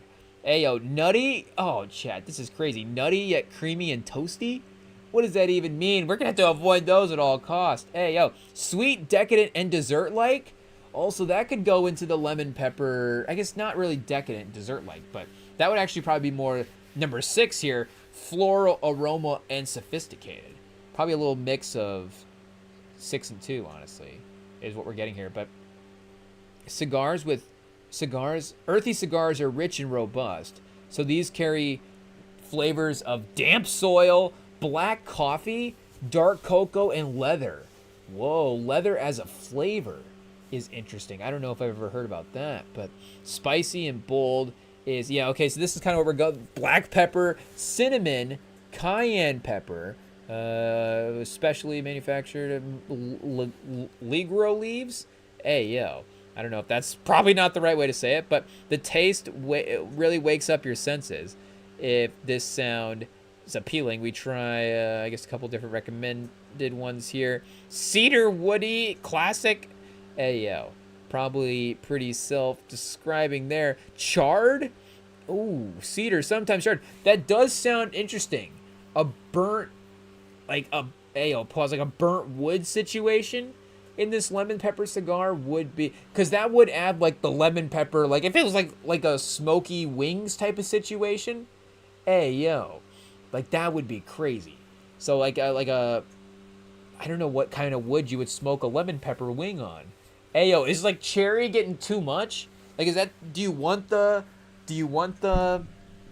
kind of like more, actual woody type of situation? Yo, pause. Maybe you do. Hey, what does that even mean, Chet? Do you want the actual type of woody situation? Don't pull that out as a quote. Yo, that's kind of crazy. But for either, do you want the actual like forest, or do you want like a we're saying a cherry wood or apple wood or something like that? If you smoked lemon pepper wings on apple wood, like is the fruit correlation too much there, or do you want some crossover, chat? I feel like we're just we're going crazy right now. But as the name suggests, we got the Churchill cigar. Ooh. Obviously one of the great cigar smokers of all time, Chad. Who are the best? Who do we model our game after? If we're going to get into the cigar game, we have to know who the legends are. So and again, I feel like Churchill might be the easy number one. Who else can I even think of that would smoke a cigar like that? It's definitely a little bit of a lost art. That's for sure. Again, we're going back to 80 years at this point to get our the peak of the powers for cigar days. Again, maybe a cigar. Are we gonna have like a line of cigar vapes for the kids? And really, not for the kids, Chad. We can't do that. For the grown adults, for those that have made it, in life. We got the first ever 50 over cigar line is really what it is. But we just a brief moment of being overtaken by capitalism. Chad, it happens. But hopefully the self-correction there and moving the product line in a different direction is the important thing. Again, sorry we had an idea, but hopefully the realization is the important thing. So wait, we had to do about who are the most influential? What do we say? The most important? Because it's not like who are the most important people that have smoked a cigar. It's like who are people that are known for smoking a cigar. I was just listening to Rewatchables, and they were Rewatchables podcast. Shout out, I forget which movie it was, but they were talking about one of the executives on there, and I guess if they were talking about executives, there's a good chance it was Don Simpson and Jerry Bruckheimer, but I feel like it was a third executive that they were talking about. Regardless, we're gonna have to look up this quote. TV exec who smoked with a passion. Smoked with a passion. Like, I even forget what the quote was, but who smoked with a passion. I mean, this is gonna be literally every TV executive ever. It is what it is. TV exec who smoked with a passion. Likely refers to 2018 anecdote from Facebook group when a person reminisced about producer certain show, blah, blah, blah. That's not really getting to what we're asking for here. And I don't know why all of a sudden, why is our mouse pad not working anymore? People who were heavy smokers. Okay, there's a list there on IMDb. Peter Jennings, Canadian television journal. I don't think so. I think it's Clive Owen, Woody Harrelson. Okay, now we're just getting names. No, I guess I'll see if I can find that anecdote, but at some point. But it was some TV exec who was they were just like, yeah, this guy was going crazy. So it's like that. Who is most known for their love of cigars? Who are the best cigar ambassadors of all time? Who upheld the name of cigars? How do you even figure out the list? Who are the best? Who are the all-time cigar smokers? Who are the best cigar smokers of all time? The real GOAT list, chat. We need the stats here to figure out what is going on. If we're ranking all-time elite cigar smokers, not just people who smoke cigars, but people who made it part of their aura, basically a part of their swagger, intimidation, and this guy has a leather chair somewhere. Yeah, I mean, obviously the leather chair he's sitting in while he's smoking the cigar is usually the place. So Hey, yo, what a 1-2 chat. We got Winston Churchill and Fidel Castro. Number 1, number 2. Winston Churchill, it calls him the GOAT. Basically turned the cigar into the Stateman's into the Stateman's accessory. There's literally a cigar named after him. So, obviously the Nike, the Michael Jordan of cigars, Churchill is like the Jordans. Like, hey, yo, did you see the new Churchill 5s are going crazy. That thing smokes like crazy. Hey, yo, pause. But what do you say? Fidel Castro number 2. Hey, yo, possibly the most iconic cigar image ever. So what do we got going on here? Fidel Castro smoking cigars. I feel like there's a really I don't know, crazy comparison, but there is a iconic picture of, I guess there's a couple of iconic pictures of, I say there's like the Len Dawson smoking picture, I guess, but it's not a cigar. And then there's like some Dave Chappelle smoking pictures that I think are pretty iconic as well too. But if we're talking actual cigar, what are we looking at, chat? Ayo, Fidel Castro cigar. Is there a Castro cigar? And they're making a Castro movie as well too. I did see that. So I don't know. The Fidel Castro Assance? Who would have thought? 2026, Fidel Castro reignited.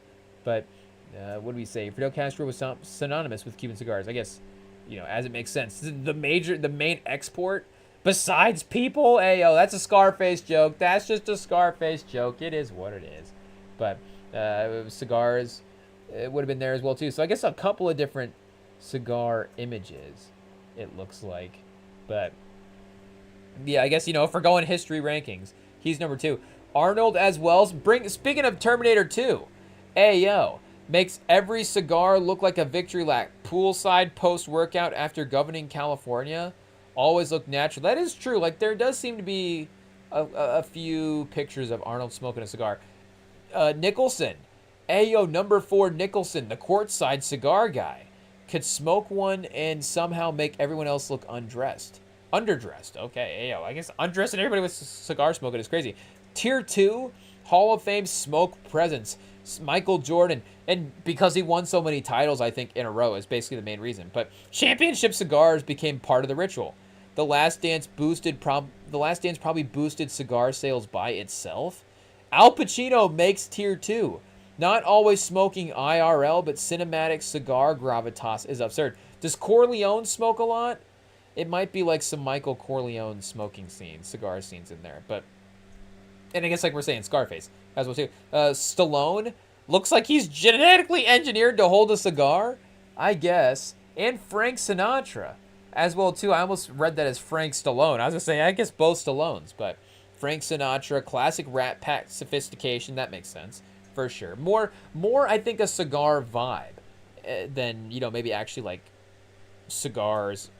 Physically seen holding cigars. But Babe Ruth as well too. I think maybe Babe Ruth, just straight cigarettes for Babe Ruth, but Tier 2, shout out. Tier 3, this person should always have one. Samuel L. Jackson, Tier 3 cigar smoker. I don't know if I would have guessed that or not. I guess Samuel L. Jackson, always cameoing and everything. It is what it is. Feels like he should punctuate every sentence by lighting one?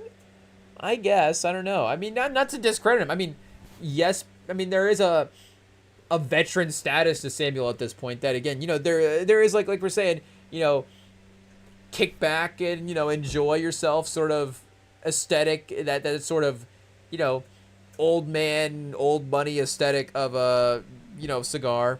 And, obviously we're not like retiring Samuel or whatever. He could still pull up as like a in like Nick Fury or something like that, or as anything, as a lead guy and anything, still be great. But I'm just saying he has made it to that phase where he could also, kick back and relax and enjoy himself if he wanted to as well too. DeVito, chaotic cigar energy. It's Tony Soprano, fictional, but yes, I loved, and definitely, Gandolfini, maybe for sure. There is a, hey, I just need to be a guy with cigar. I guess I can't do a Tony Soprano impression that well because I've never really seen the show. But I did just see a Tony Soprano kill compilation the other day, so I guess I'll have to watch that a couple more times to get his voice down. But there is like Yeah, he is waving his hands around with cigar type of energy. Ron Perlman looks mid-cigar. Oh, yeah, chat. Ron Perlman is a good... Ron Perlman might be cigar face. Hey, yo. We might have to reach out to Ron Perlman about being our mascot. We'll have to see about that. And then Charles Barkley as well, too, would absolutely roast your golf swing while smoking. Sneaky first ballot picks, Red Arbach. Hey, yo, George Burns, and then Conor McGregor. George Burns? Who is George Burns? Is a American comedian actor. Okay, wait, George Burns. I feel like I definitely know the name. What does he start in? Vaudeville? Hey, yo. Okay, so maybe I don't feel too bad for not knowing him that well. But known for his dry wit, gravelly voice, and trademark cigar. Okay, so it's either giving us that recap because we are looking for cigars or because it's really true. So, hey, yo, so obviously...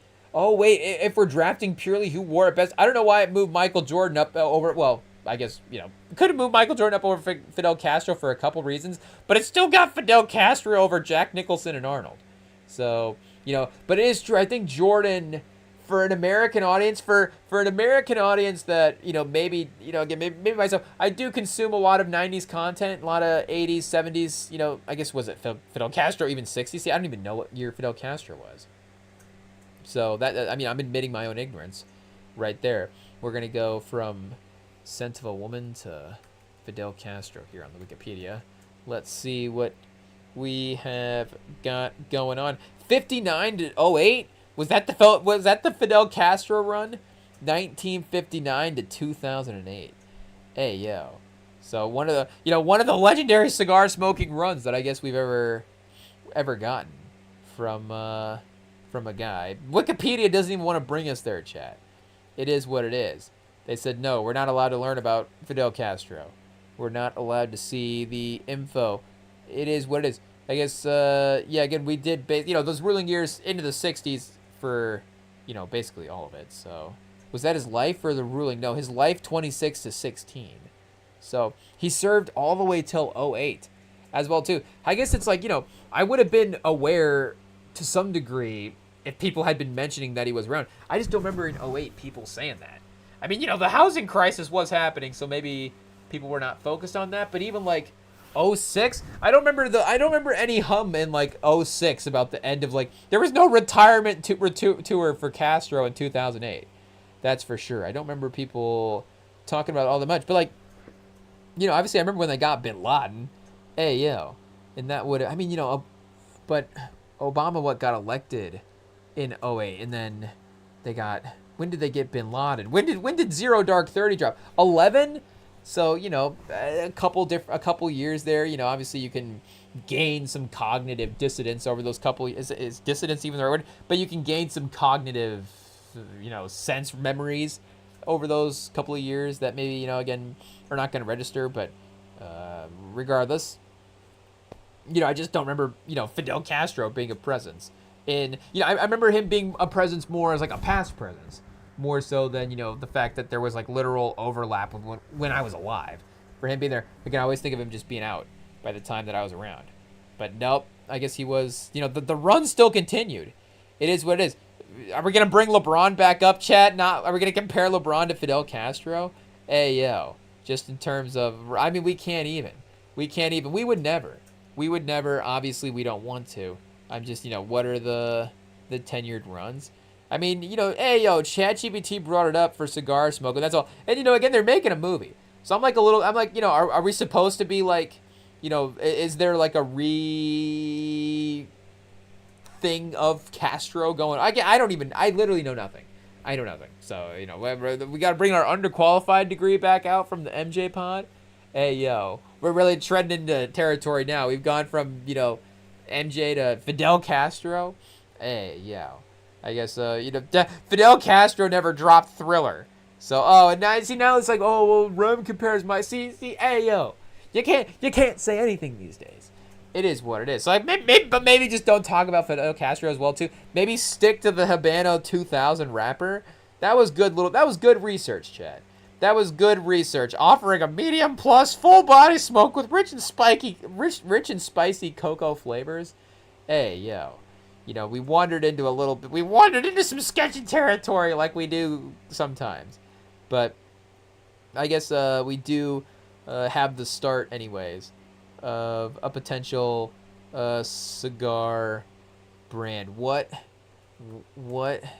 if we wanted to make cigars? Is this possible? Are we gonna make lemon pepper cigars for the next live stream? Chet, are we gonna get? Oh, I can't even start talking about making our own championship cigars. That's gonna be crazy. But I guess we do have to make them for the Michigan. We can make them retroactively for the Michigan title. So we don't even have to say that we're making them for, any potential whatever. We're getting into sketchy territory there with the jinxes. But, for the we got to have a good celebratory cigar for the Michigan basketball title this year, as long as we have it in the calendar year of 2026 when they won the title. It counts. So we're good to go there. We just have to make it, I guess, sooner rather than later. But you can make it says here on the if ChatGPT can tell us how to make cigars, you can tell us how to make cigars, or it says you can't make cigars. But this one of those ideas that sounds simple until you realize you've accidentally signed up for agriculture, chemistry, craftsmanship, branding, and enough regulation to make your head spin. Oh, Chat, the regulation's gonna have us getting out of this. It is what it is. Roll up some tobacco leaves is the cartoon version. Real cigar making is a craft. Okay, see, we're not trying to step on anybody's craft. I'm just trying to, see what's accessible. It is what it is. So hobby/garage operation. Good for learning. Whole tobacco leaf plus wrapper, binder, filler, a mold plus a press, a cutter, a humidor setup. Is this like a dehumidifier? Wait, what is this? What do we have going on here? Why can't I just search a Chat? Hey, there we go. Search Google for humidifiers. Oh no, it's a special cigar box. It looks like a new wooden humidor requires seasoning to hydrate the cedar to prevent it from stealing moisture from the cigars. Wipe the interior with distilled water, damped cloth, and place a bowl of distilled water inside. So you gotta pre-soak the wood? Whoa. Hey, yo. Bovada packs? That's a sports book. Bovada 84% seasoning packs for 1 to 2 weeks.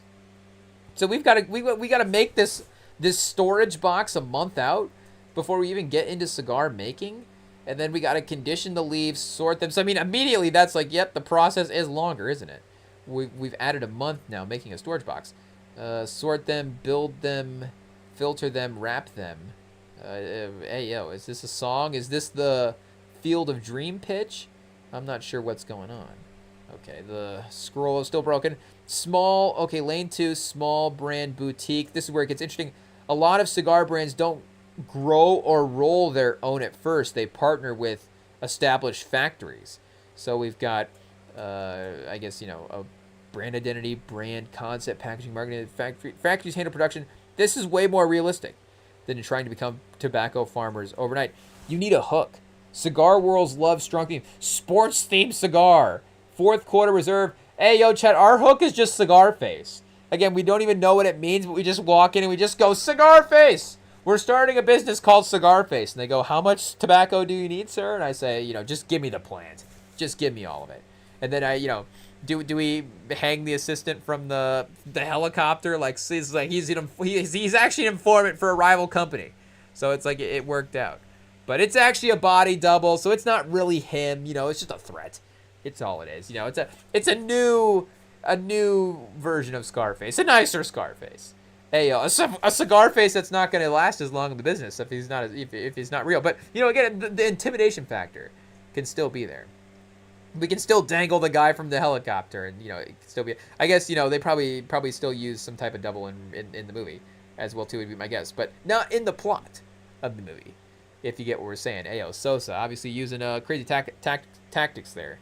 But, Chat, ayo. The executive decision, is this a Kurt Russell-inspired cigar here?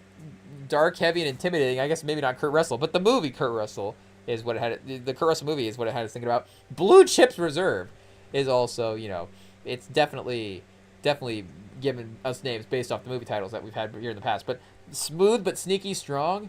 So, I guess we'll have to actually think of a legit name for our lemon pepper wings. I mean, the lemon pepper cigar is probably good enough anyways. I guess so we're probably using like leaves, right? Lemon leaves and pepper leaves. So I guess wait a second. I said get a it just said partner with somebody is basically it. So how do you do it though? What happens is the real question, could you make something cool for fun? Actually start a test brand? Source the leaves? No, what if I just want to make one?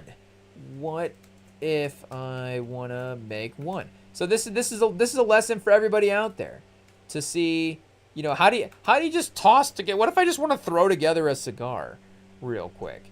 Hey yo, can I wrap up some can I sprinkle some lemon pepper in a paper towel and set it on fire? Like, what is possible? I guess that's not a cigar. Hey yo. But what if I want to make one? Sell one cigar? Hey yo, it's like the Wu-Tang cigar. We're gonna call it the 36. What's the name of their one album? I guess we'll name it after that. I guess we just call it Wu-Tang or something like that. We can make one cigar and sell it for $1 million. But you're basically a tobacco burrito, chat. That sounds disrespectful. That sounds disrespectful. It says, if you mean literally making one cigar by yourself, that's a very doable craft project. You're basically making a tobacco burrito? Hey, yo. But with much stricter quality control. Okay, thank goodness. That's what we're going for somewhat here. I feel like we could I don't even need instructions to throw together a tobacco burrito. Hey, yo. What do you need? Whole tobacco leaves, filler, binder, wrapper, like I said earlier, sharp cutter, scissors, distilled water in a spray bottle, clean flat surface. So it does become more about the equipment than maybe the technique. I don't know. I guess that's probably not respectful to the people building them. But, I guess if we're just saying, again, in the throw one together mentality, not we're going to be making the best crafted quality cigars. But rehydrate the leaves. Dry leaves crack instantly. Lightly mist them to get them flexible. Build with the filler. Take a few leaves, fold them, bunch them. This determines draw, how easy it pulls, burn, and strength. Too tight, trying to draw a milk streak. Okay, so it's like packing it. It's like making it like any sort of situation. Obviously, you got to get the filler right. Like they're saying, wrap the binder. This is a structure. I mean, this is not actually telling us how to do it. It literally says, take the leaves out, fill the leaves, wrap the leaves, smoke the leaves. Hey, yo. Like, what's the techniques? How how does it work? Hey, yo. I guess you just kind of put it in the middle, pause, and, figure it out. So, I guess we'll have to do more research in figuring out how to actually acquire tobacco leaves. Hey, yo. It is what it is. Can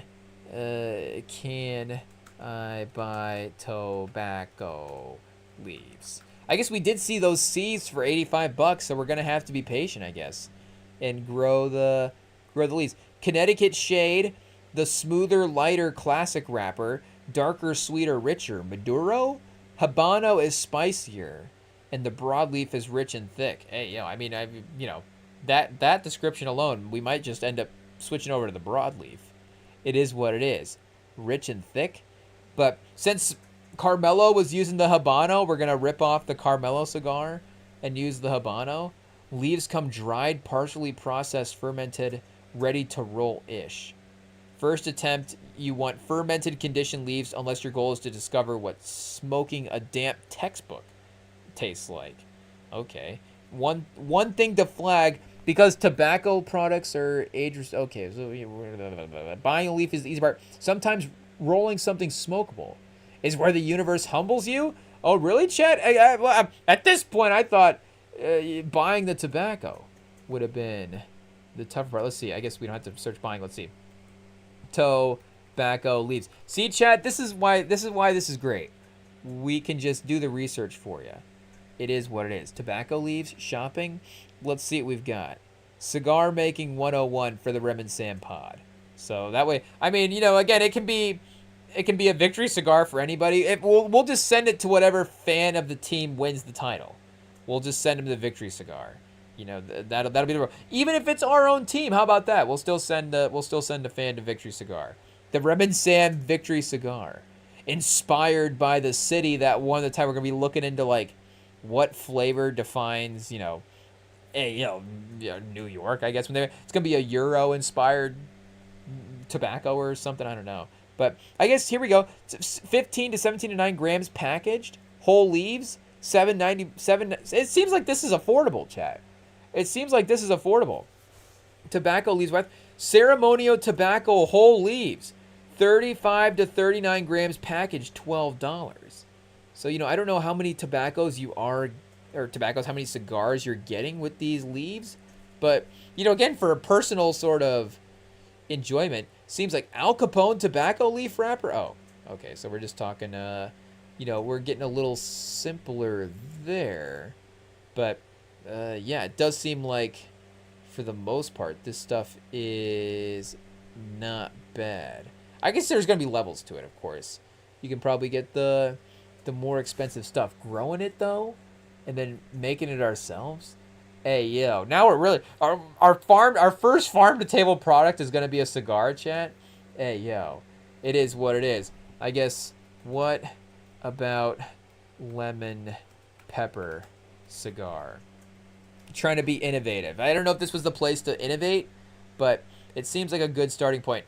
Sounds less than a traditional premium cigar. A novelty cigar? Oh, chat. Ayo, it's roasting us. It just said it did not sound at all like a traditional premium cigar. It sounds like a novelty flavor, something a boutique brand would release for a limited. What on earth is this? Okay, so we got to go back to the drawing board, apparently. Part 2. Next time we're here, Tuesday night, we'll be trying to figure out what the actual cigar flavor is going to be. Because lemon pepper is not good. Or we gotta, stick to our guns. Don't let anybody, not even ChatGPT, tell us that the lemon pepper cigar is not gonna work. The challenge is that lemon is really hard to translate into cigar flavor. Why? Do they not make lemon leaves? Hey, citrus, pepper, cedar, cocoa, earth, and coffee. A little coffee in there might not be bad, but but those subtle tasting notes from tobacco and fermentation are not. Someone squeezed lemon on this. If you literally flavored a cigar with lemon oil / juice, there's a decent chance you'd end up with something harsh, weirdly acidic, probably not pleasant. Lemon pepper as a profile, though, it could work creatively. A blend designed to smoke bright. Oh wait, what just happened to our scroll? We lost it here. Bright zesty pepper kick on retrohale. Clean finish. That's more realistic, I guess. The lemon pepper Churchill is what they're suggesting us here. Sounds like it's invented by a guy who orders wings at 1 a.m. is what it says here. The Wingstop Reserve. You absolutely cannot call it that unless you enjoy legal letters from Wingstop. Oh, because we're calling it the Wingstop Reserve. That is sure. Why suggest it, ChatGPT? Then why get us sued? It literally, the lemon pepper cigar is so bad. It's like, maybe if I suggest them this name, that'll get them a lawsuit. It'll shut it down. Hey, Zest and Fire, fourth quarter lemon pepper. It loves the fourth quarter name for the cigar. I don't know why. But is there might be a cigar term with fourth quarter that we're not thinking of. But Zest and Fire is not bad, though. I do like that. Zest and Fire. You could always, sell us on a pitch of Zest and Fire. If your vision is actually seasoning on the cigar, it says, I'm going to push back a little. That's probably straightforward. Why does this taste like somebody lit a rotisserie chicken menu on fire? Okay, if your vision is a cigar inspired by lemon pepper energy, sharp, bright, spicy, and unexpected, that's weird enough and maybe cool. So I guess we're going to have to do some research to figure out exactly what's going on here. But stay tuned. Cigar face. Oh, we got to ask. Let's see. Let's just, again, our approach is just say cigar face and see what happens. Let's just type in cigar face and see what happens. Cigar face. Here we go. And we will figure out what's going on. A killer. Oh, perfect, chat. Ayo. So sounds good. Cigar face original. The flagship. The little face. The big face Churchill. Ayo, cigar face Churchill. Why not? Why not? I guess every cigar brand has to have a Churchill. So we got to have the cigar face Churchill. The say hello. Oh, I mean, perfect. Of course. The why don't you just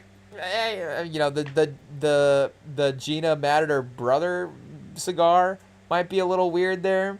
The Eyes Never Lie cigar could be one. I mean, hey, it's endless. You could literally just you could just pull a quote from every scene and then just name that a cigar. It is what it is. But the full mob movie parody, the sports guy, and I don't know where we're going here. Serious. Oh, it's just kind of critiquing the name. I did like the line of options though. That is interesting. I guess we're gonna have to we'll have to the De Palma. We'll have to just name one after De Palma since the Pacino. I guess the Say Hello to My Little Friend. Pause. There is a Pacino. The Say Hello. Yeah. I see it, Chad. I see the vision. I don't know if we have a logo and anything yet, but we've got cigar face, we've got lemon pepper, we've got, I guess, other flavors. What flavors? Is that even the right term for it? What flavors? What profiles? Should we focus on? What profiles are similar to smoking?